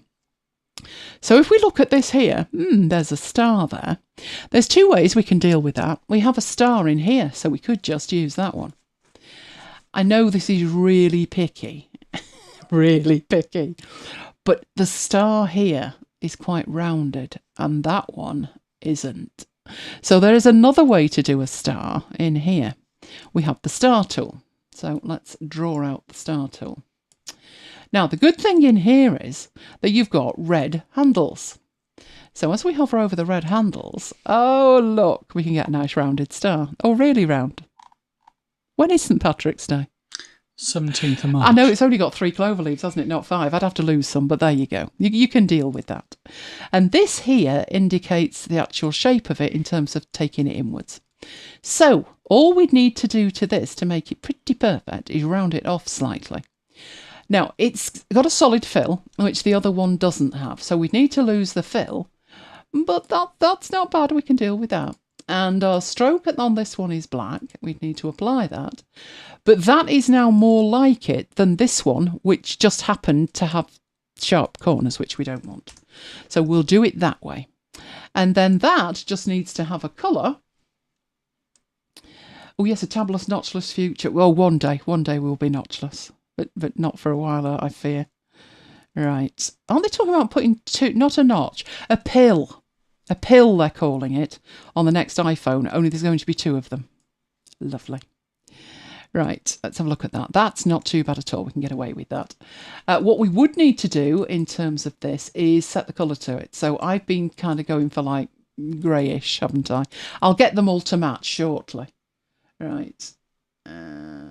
Oh, Patience says you've removed screenshots from attachments because you forgot to close browser tabs.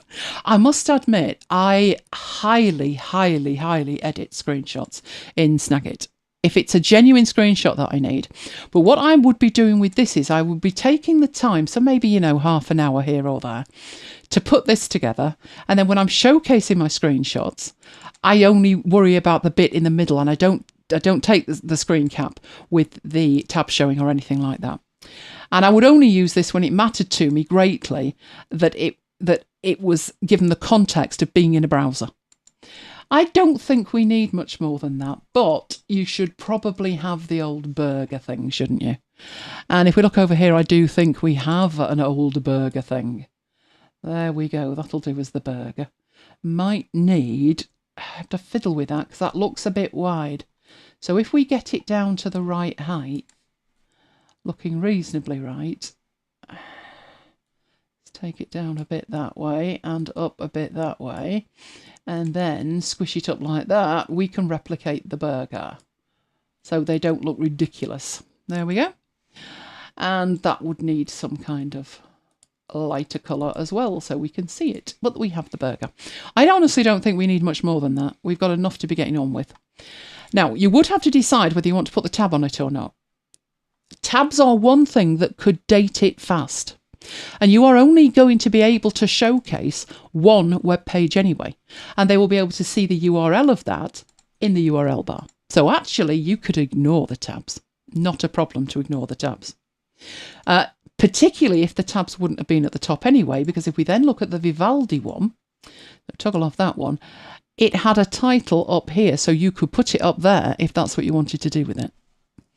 And without worrying about the tabs at the side. So we're doing quite nicely here. Got all the bits and pieces together. The one thing that we haven't got so far is the URL box. So this URL box is quite dark. It's even got a shadow inside it at the top edge as well. Let's have a look at the other one. That one's got an outline on it. Now, I think that was my choice in the theme. You remember when it lost my theme and I had to whip it off Mike's machine because luckily he had my theme. Either way would work. That's a personal preference. I think if we did it this way, you'd at least be able to see where it is. Well, that is a simple matter of another rounded rectangle. So all you need to be concerned about is that the height of the rounded rectangle is about right, and then have it as wide as you want and the right colours that you want. So it's got an outline on it. If we wanted to fill it with something darker, let's choose the one from there.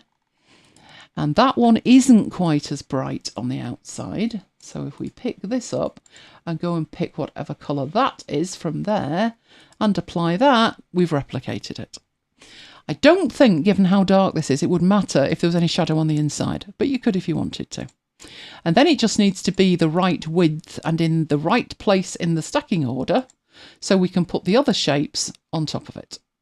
So we'll pop it there for the moment.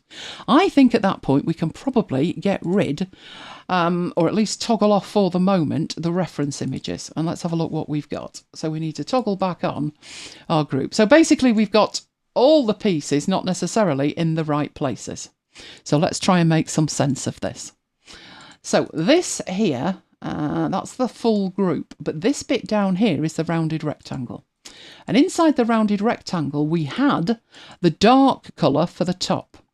We did not, by the look of it, have this one inside there. It's a good idea to pop it inside it, even though it won't make any difference to what you see. But the rationale for doing that is you can actually fold that up then, and when you move it, they will move together. So we'll have it down there out of the way.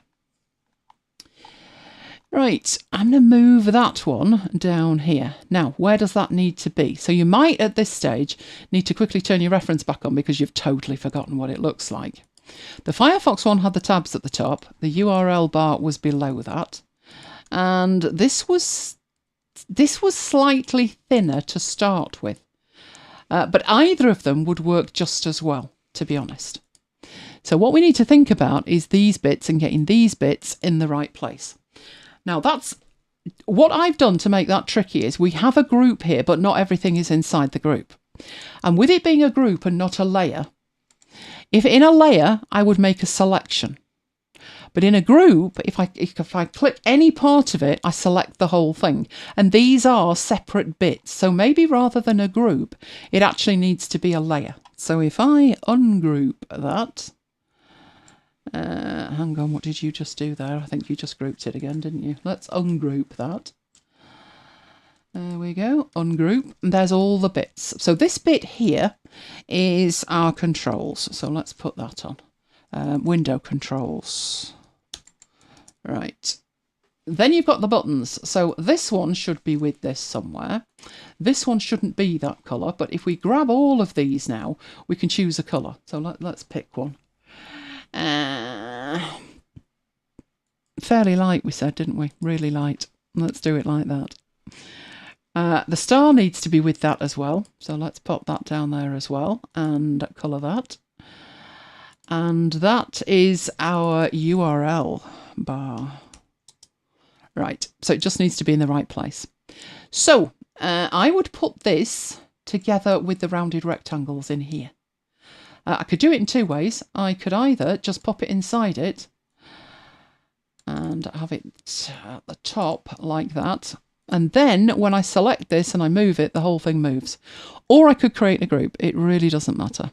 So we'll get that in the right place, or almost the right place. Looking good.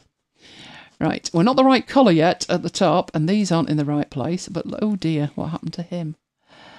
Let's flip that over. That's much better. Right, these aren't too bad. They're not too bad. Let's just move them down there. And then we get to decide how close that's going to be. And space is a good thing to have for something like this. So I'm going to leave it there. And then at this end, we need to, hang on, don't you dare move. We need this one moving. That one's in a pretty good place to start with. But in here, if we take that up to the edge and then take this down, we can have that in there. Now, if we have it in there, then that colour, it won't work. We would need it to be much darker than that. Much darker than that. So it looks like it's part of the URL bar, which works great. Okay, we're getting there. We just need this top bar to be darker. So we can either pick a colour from in here or go for something. I wouldn't want it the same colour as this, but I wouldn't want it that far away either. So one option is to pick up whatever colour that one is and apply that to it, and then change it fractionally. So go into it and probably have it fractionally darker, like that. But if we do it that way, it's going to be a complementary colour. It's going to work really nicely. The hamburger's slightly too small. Oh, there's Renee being picky. Really? It does actually, doesn't it? Let's make it a bit bigger then. How about that? You're happy with that hamburger? Renee wants a Big Mac, not a Little Mac. Right, okay, let's have a look at that. That'll do nicely, I think. I'm going to need to think about text at the top for the name of the website and the URL in there. Now, this is going to depend whether I want to come back into here and type it in. If I do, then I'll put some placeholders in. But it would probably be far easier to type this in at the other end if that's how I'm choosing to do it. So I'm now going to move on and show you two ways to make this work. Oh, it's a whopper now, is it? Right, okay, is that a bit big? It'll do. It'll do. It's the principle. It'll do. Right, the first way of using this is to use it in here. And what I mean by that is we have down here, the whole thing here, don't we? Right, what I want to do with this is put in a placeholder for it. Now, I could do this by putting it inside what I've already got. Let me have a look. Would that cause any kind of grief? It would have to be in the right place, I would say. So to keep this totally separate, you may decide to do it differently. That's completely up to you. Let's grab all of these controls and group those together. Because if we're going to do anything with that, we want it happening with all of them. So that is all the controls. What I'm concerned about is this area here, which is, let me get that, but all of that. That's where I want to showcase the website. So I need to have a place for that to be. And I could use the rounded rectangle, etc. But I want to keep it separate just to show you how easy it is to actually set this up. I need something on top of there, and that's where the website's going to go. So it's a rectangle at the top. I then put mask on that, and that is going to be my mask. That's where it's going to go. Then I've got my controls, then I've got my rounded rectangle, which is actually the browser Chrome. And I would, with these, lock them because I never want to change those. But I do want this where I'm going to put my information, and I'm thinking that that is way too high. So let me get this and take that down. That's looking better. Right. Okay. If I'm doing it the way I'm going to show you first, and I should probably save this, shouldn't I, before there's a calamity. Let's not put it in Affinity Designer. Let's put it in there where it should be. Okay, browser. All right, then I'm going to need 2 placeholders for text. So I do want them just to be text there. That would be the website name. Website name, which obviously I would probably want in white. Might want it a bit bigger than that. But however you want that displayed, that would go up there. And I would pop it in the middle, which is there. And I would probably just duplicate that, make that a bit smaller, because I am not seeing that that would fit properly, and then put that in there. And that would be the URL. And I would keep those there. That is far too big and not in the right place. But I would keep those there in case I wanted to use them. I wouldn't make them white, I must admit. Darker would be less in your face, and you don't want to distract from what you're showcasing, which is going to be in the lower half. So just put the URL bit there. Right, those 2 are optional. Personally, that's a bit big as well. Let's take that down. Right. They would be if you are creating the mock-up in here now. There is another way to do it. So this is method number 1. Method number 1, I need to put the website name in myself, and I need to put the URL in there myself. And then I have this box here, which I've put mask. Now, as luck would have it, I do have a website that I grabbed earlier. Where did that go? What was it? Oh, it was the Munich one. Right, let me go and find the Munich one. There she is with squirrel. There it is. There's the Munich one. So, I'm going to drag and drop this just in there. And there is one almighty screenshot. So if we take that off there, you can see that was what was captured after I'd edited it. Now, obviously, there is too much to fit into that window. But there's a couple of ways of doing it. One way is to just put it over the top. So making sure that that is in that corner there, just do that. And then this side, where it's far too big, just scoot it down in size. Good grief, how big is this? All right. So it's the right width. And that is how much room you've got to put that on there. In fact, that would need to be smaller so it matched up with that. That's the space you've got, and it's at the top. And that is what you would be seeing. That needs to be a bit higher. And the bit that is the mask does not need to have that on it, nor does it need to have that on it. It's a mask, we don't actually need to see it. Now, that's not the way that I've done that. That's just sat on top, which means that when I select it, you can see all the rest of this at the bottom is still showing. Also, if I wanted to show a bit more, maybe pretend that I'd scrolled up a bit so we could see that, then it's over the top of everything else. Obviously, we could change that by changing the stacking order. But I might also want to make it a bit bigger like that, and then that gives me major problems trying to make it fit. But if I undo that so it's the right size again, and I take it and I put it underneath the mask. So now this is constrained to the mask. At this point, I can scroll it up and it just disappears. We just don't see it. It also means, if we bring that back down, so we can see this burger and search over here, which, that's a pain, isn't it? Because we've already got the burger up here and we don't really want to see that. I could stretch that out and it disappears from view, and then I can put this wherever I want.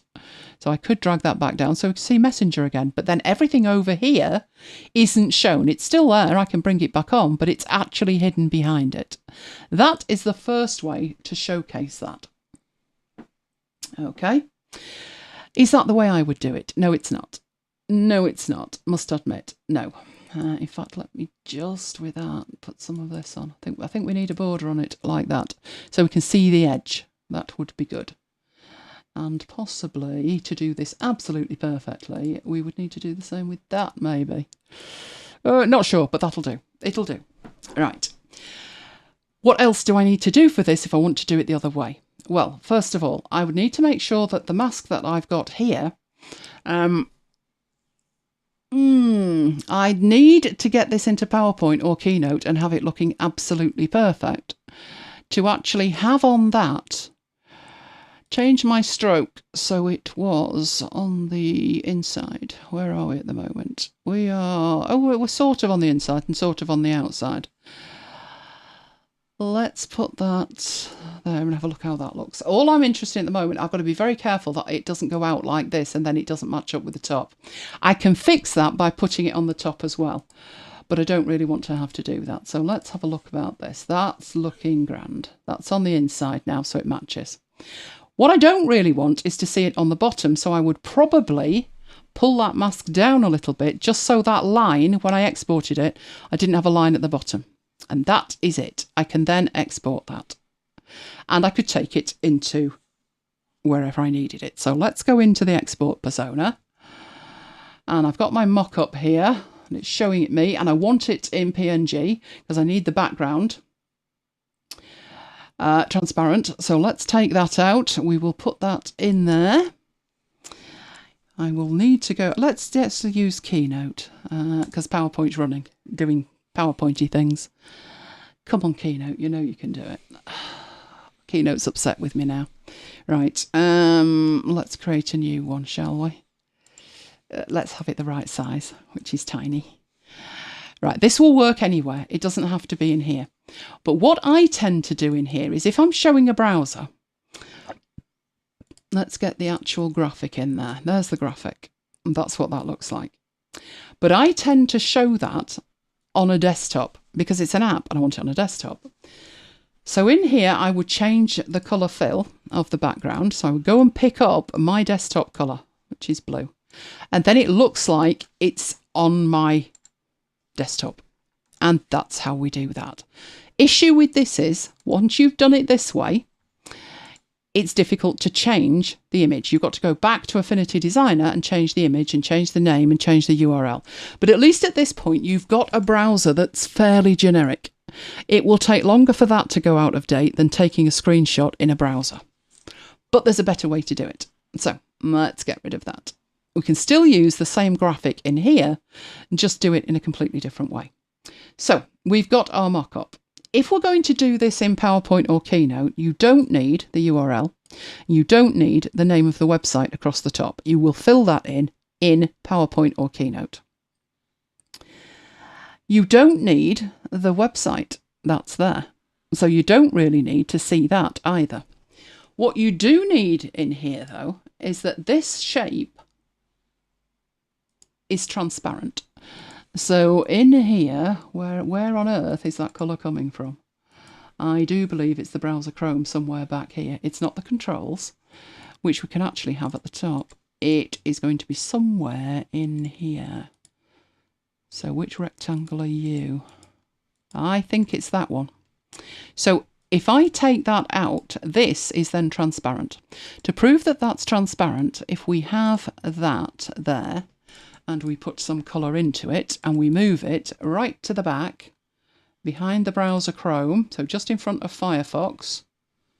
Don't want it in there, want it out of there. You can see that as we move that round, you can see everything else over the top of it, and the back is transparent. That's important. So let's get rid of that. Right, at that point, I could then export it again. So into the export persona, do exactly the same thing. But this one is going to be mock-up number 2. This is the transparent one. So this one doesn't contain the information. Right, let's get Keynote back, and we will have another slide, which will come in. Oh, we can have a white one. We will have a white one. And I've got mock-up number 2 over here, which I will bring in. Right, we need to prove the point that that is transparent, and we need to make sure that the background of the slide is the blue colour. So let's go and pick up the blue again from another monitor. So yes, you can see that is actually transparent. Now, to be very, very, very clever, we are going to need to be very, very, very clever here as well, I think. Let me have a think. We are. We could do with best way to do that. I know what we'll do. We'll cheat. We'll do it in here. And that way it saves me exporting it again. Right. All I need to do in here is add in the website itself. So here's the website coming in. And obviously it's a huge image, right, that it has compressed down. But I want this to be the right width behind. Oh, it's going to be massive, isn't it? Oh dear, oh dear, oh dear. But let's do it anyway. Right, let's get that to there. And get it right on one side and right on the other. Like that. Okay, I think that is about right. Now, you might be thinking, well, what's the difference? What is the difference? There is no difference here, but there is. There's difference in terms of what you can do with it. So what I would be doing with this is I always, whether I'm in PowerPoint or Keynote, turn on the, where have they moved it to? Object list. Right, this is the web page, this is the mock-up, and I need the web page behind the mock-up. So I can do that up there. Doesn't make that much difference in here. But this is how I do it, whether there is Chrome or not. But in this case, there's Chrome. We need to do one thing to cheat, but what I'm going to show you is I duplicate the slide. And then I go into, and it's a long time since I've done this. Right, that's going to be in the animation over here. I add on to this an effect, and I want Magic Move. Right, so this is giving me information about Magic Move. This works backwards to how it works in PowerPoint, so bear with me. But we'd want that to scroll. So we grab this and we move it right down to the end of it. We want it to scroll like that and end up there, which is great. And that's what we want. So let's have a look at it. I'm presenting in a window because I forgot to change it. There we go. Not bad, too fast, obviously, but we've got a problem. It's working brilliantly in terms of the Chrome being at the front, but we've got this at the top, and we need to lose that at the top, this bit at the top. Two ways to do that. You can either do it in here, or you can do it back in Designer. It really doesn't matter. But all we need to do to cheat is have a shape, and that shape just needs to go on there like that. And it needs to be formatted to be the same colour as the background. And so again, whip into here, choose the blue, try and make sure that it matches that, and OK. Obviously, it's sat right on top of the Chrome, and we don't want that. But that's why this object list is so useful, because we can put that between the Chrome, which is the top one, and the page, which is the back one. I think to be able to see it, because it's virtually like making you seasick, isn't it? In terms of the speed of it, we'll take the duration of that, because it's quite a long page, up to like 9 seconds, and then have a look at it. And as we move through, it disappears. We have got a transparent bit there that we don't need. Oh, we need to put something on that. But that we need to do at the design end. But the principle is there that you can have that scrolling within the Chrome of a browser done in either Keynote or PowerPoint. The one thing you would need to do is to add in, so literally just add some text for the name of the site. So I think that was Messenger, wasn't it? Messenger. Choose a font that's the kind of font that would be in an interface. Let's go to format, It wouldn't be that one. No, it would be something more interfacey. What looks interfacey? That one looks interfacey, doesn't it? And much smaller. And, so you can read it, white or at least light. Depends on how much you want that to be in somebody's face. And that puts it in the middle. Grab the same thing here and then put the URL in. Again, making the text even smaller. And if you hadn't got a border issue in Designer, that would be totally perfect, wouldn't it? And just put your URL in there. And that way you could have that as a template in Keynote or PowerPoint. And you could showcase your website either static or scrolling like I just did, because you've got this transparent window within it. And that is how you do it. Oh, hello, Tracy. Tracy is in the house. Excellent. So do we have any questions about that? Tracy's been making birthday cards. Excellent. Excellent. Good. Good. Do we have questions, or is that it? Nothing in the chat. Right. Okay. I will go back into here then. So I'm now back in PowerPoint. Right. Available on demand. We have everything. So you need to go to youtube.com/Elaine Giles. Hit the subscribe button because, 20,000, we're going to have a party. And on there you will find our playlist for all things MacBites After Hours. So you go to macbites.co.uk/After Hours playlist and you will find everything right back to November 2018. Oh, can't believe it's that long ago, but it was. Right, we love you guys. If you love us, can you give us a like? Because YouTube likes, but just not as much as we likes. There's also my VIP list. That's where my stuff on free and open source software is going to be within the next few weeks. So if you're not signed up, make sure you're signed up. Then there is the MacBites list, macbites.co.uk/MacBites mail. Is it too soon, Mike, to mention Advent? No. Asking for a friend. No. Yeah, do you know what I thought this week? I should probably sort that out, I thought. First week in February. Yeah, well, you can never be too organised, can you? That's what I think, anyway. Right, and then there's Slack. Slack is where we carry on the conversation. So do join us. You'll be most welcome. macbites.co.uk/Slack. It's like I say, it's Twitter, but friendlier, is how I describe it. So that is fantastic. Last thing you need to know, let's move across there, is you need to know how to contact us, and you can contact us at all of those places. We would love to hear from you. So do you have any questions? Let's save that. Right. Oh, Kim's got a request. Hang on. Let me have a look at that. Let me get to the reading bit.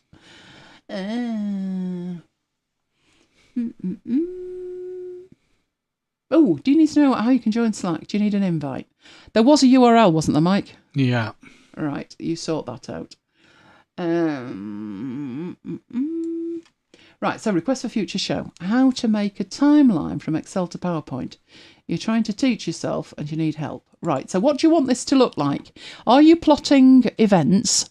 Is it like a genealogy thing? Or like a conference thing? Do we have dates and they need to go from Excel to PowerPoint? And what kind of timeline do we want? Do we want one with milestones on, so you have a date and a little flag pops up? Or do we want to represent the time between two dates? What colour's that slide you're looking at? That's bizarre. On yours it's blue and on my screen it's black. I have no idea why, but there you go. Right, so I will await instruction from Kim.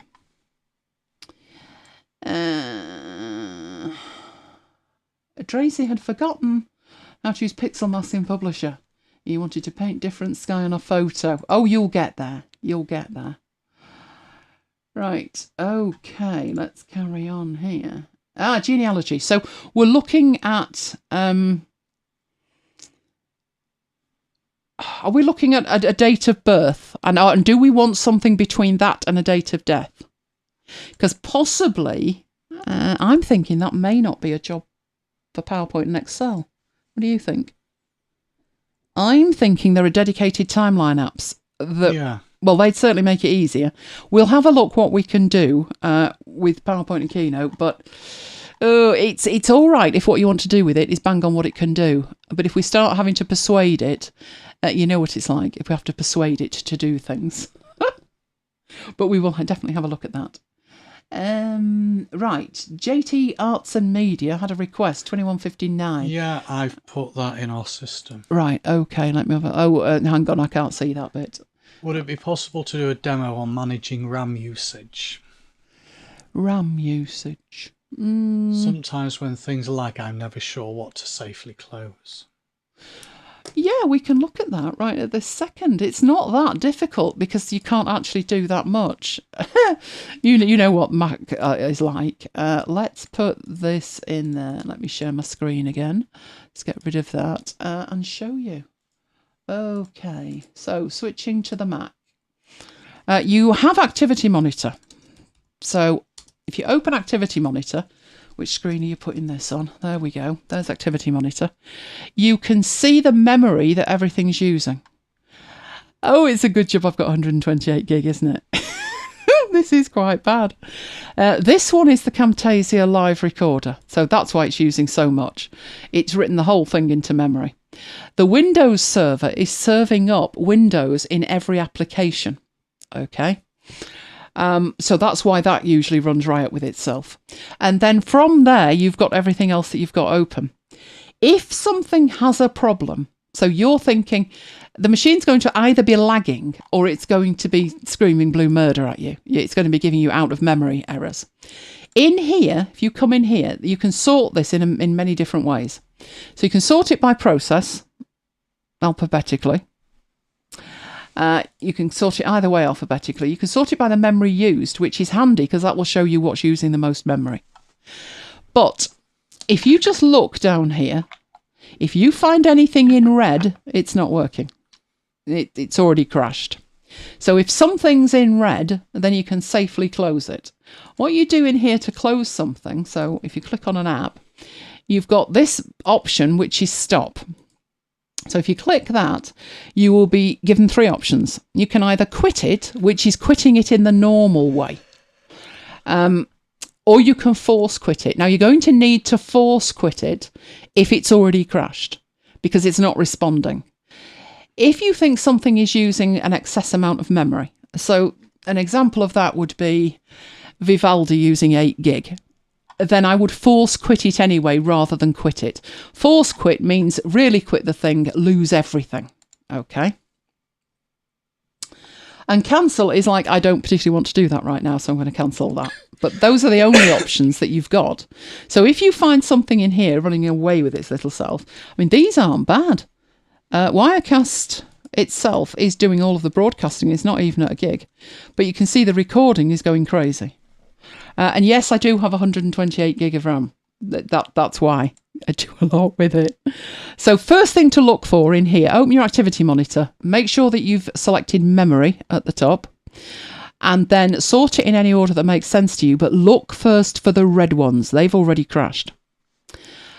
And then if you do find something that's got not responding next to it, even if it's not red, although it should be if it's not responding, then close those. And memory-wise, just sort it here to see what's using what. Bear in mind that the thing that could be causing the problem is not necessarily the thing that's causing the problem in here. And what I mean by that is, I had an issue where stuff was running out of memory. And Chrome was fine. Chrome was absolutely fine, but Chrome was the one causing the problem. And what was happening was other applications were reporting they'd run out of memory because Chrome was running at 100%. But at no point did it ever tell me that Chrome was the problem, that Chrome was using 100% of the memory. So sometimes you do have to hunt around and keep your eyes open as to, does this always happen when you open a specific application? And if it does, then that's the problem, even though it might not be reporting as a problem. You'll see some things like Vivaldi using a reasonable amount of memory. But as I go down here, you can see how many windows I've got open as well. Each of these is a window open in it, in Vivaldi. So I do have quite a lot of Vivaldi windows open. But some things don't use that much at all, even though you would imagine that they do. Stuff that's running all the time. I mean, the Adobe Acrobat Synchronizer, I don't need it running, but trying to tell it that is another business. Stuff like, this is the driver for my mouse. You know, that's going to be there. Carbon Copy Cloner is running, so the dashboard's open, but, again, tiny amount of RAM, including the Creative Cloud helper that's running all the time. I know it does add up, but if you find that you've got something quite tiny, like, one of these, and they're running at 400 meg, then there's something wrong. So close them from in here using your option up here, and then just rerun them, and it should be absolutely fine. Every now and then it is going to get that upset with itself that you need to reboot the machine, which will solve all the problems. Unless it is something where you need to clear the PRAM. And if you need to clear the PRAM, then there is a keyboard shortcut, which from memory is Command Option P and R, and turn the machine off and on again. But the problem with that is one person can't do that. Not unless you're deformed. I can never manage it. I've had the keyboard around the back. I've tried to push the thing. Like, Mike, can you turn it off and on if I hold the keys? The only other thing you can do, if it's still giving you problems, is pull the plug out of the back and wait a good 5 minutes and plug it back in. And that way it will arc down and you're completely restarting the machine. Everything should be from cold then. And you should be okay with that. I don't tend to have that many problems. Another thing that can send it absolutely haywire, but there's not much you can do about it but turn it off, is iCloud. iCloud's a pain in the proverbial. It takes one on itself that it's going to do something with the data, and there's not much that you can do about it. So if I just go to Finder and see what mood Finder's in, it's all right at the moment, but sometimes one thing to keep your eye on is in here, your iCloud icon at the top, there's a little pie next to it, and it sits there for 3 days, uploading 4K. And that can put a hit on your system as well. Mine's not too bad tonight, but I did have to reboot, didn't I, because Eagle had got upset. So I have done a reboot today, but hopefully that will help you. Okay, let's switch back to where we were. Where on earth's that gone? Oh, things have vanished. Let's go over there. You're back. Excellent. Right, let's pop that on and get back to the chat. So hopefully that helped. Try that first. Oh, RAM doubler, I remember that one.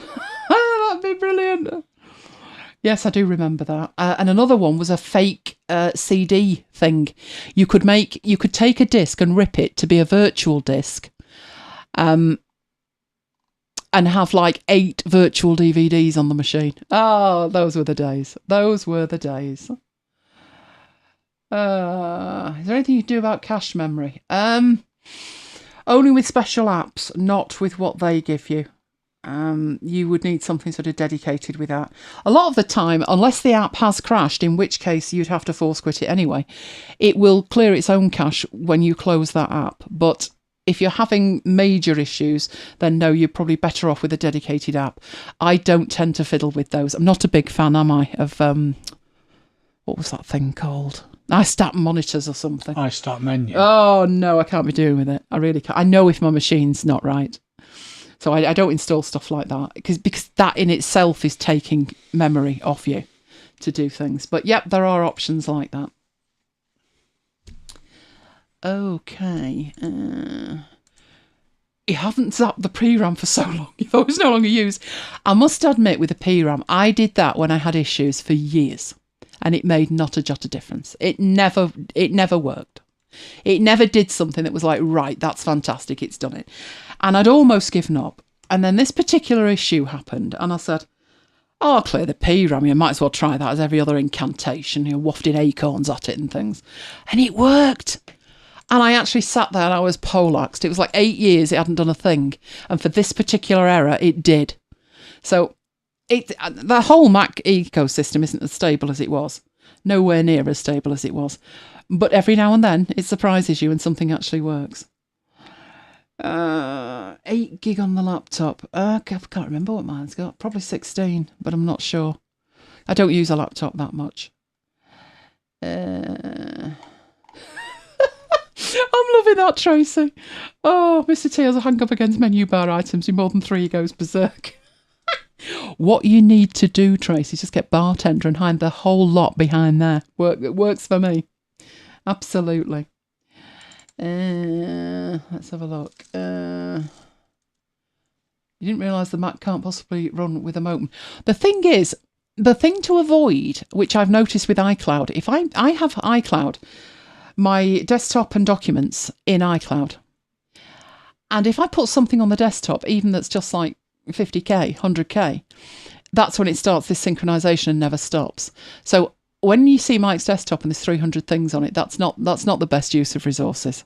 It has to use memory for every single item that's on the desktop.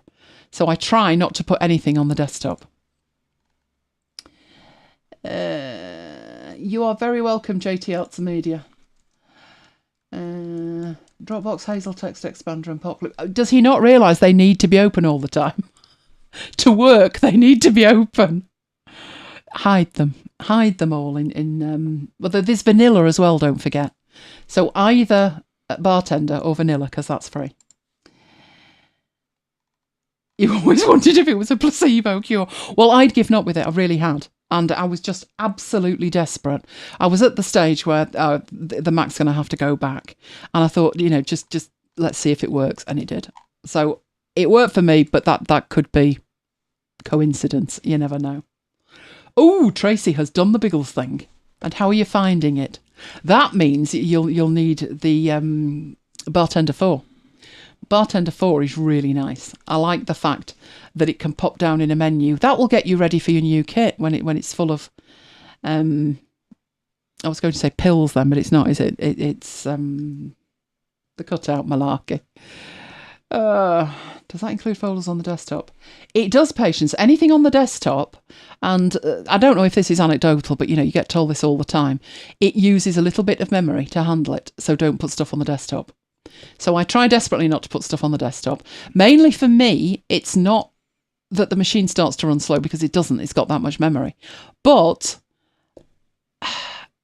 it starts synchronizing it to iCloud, and then that upsets everything else. So I try not to do it for that reason.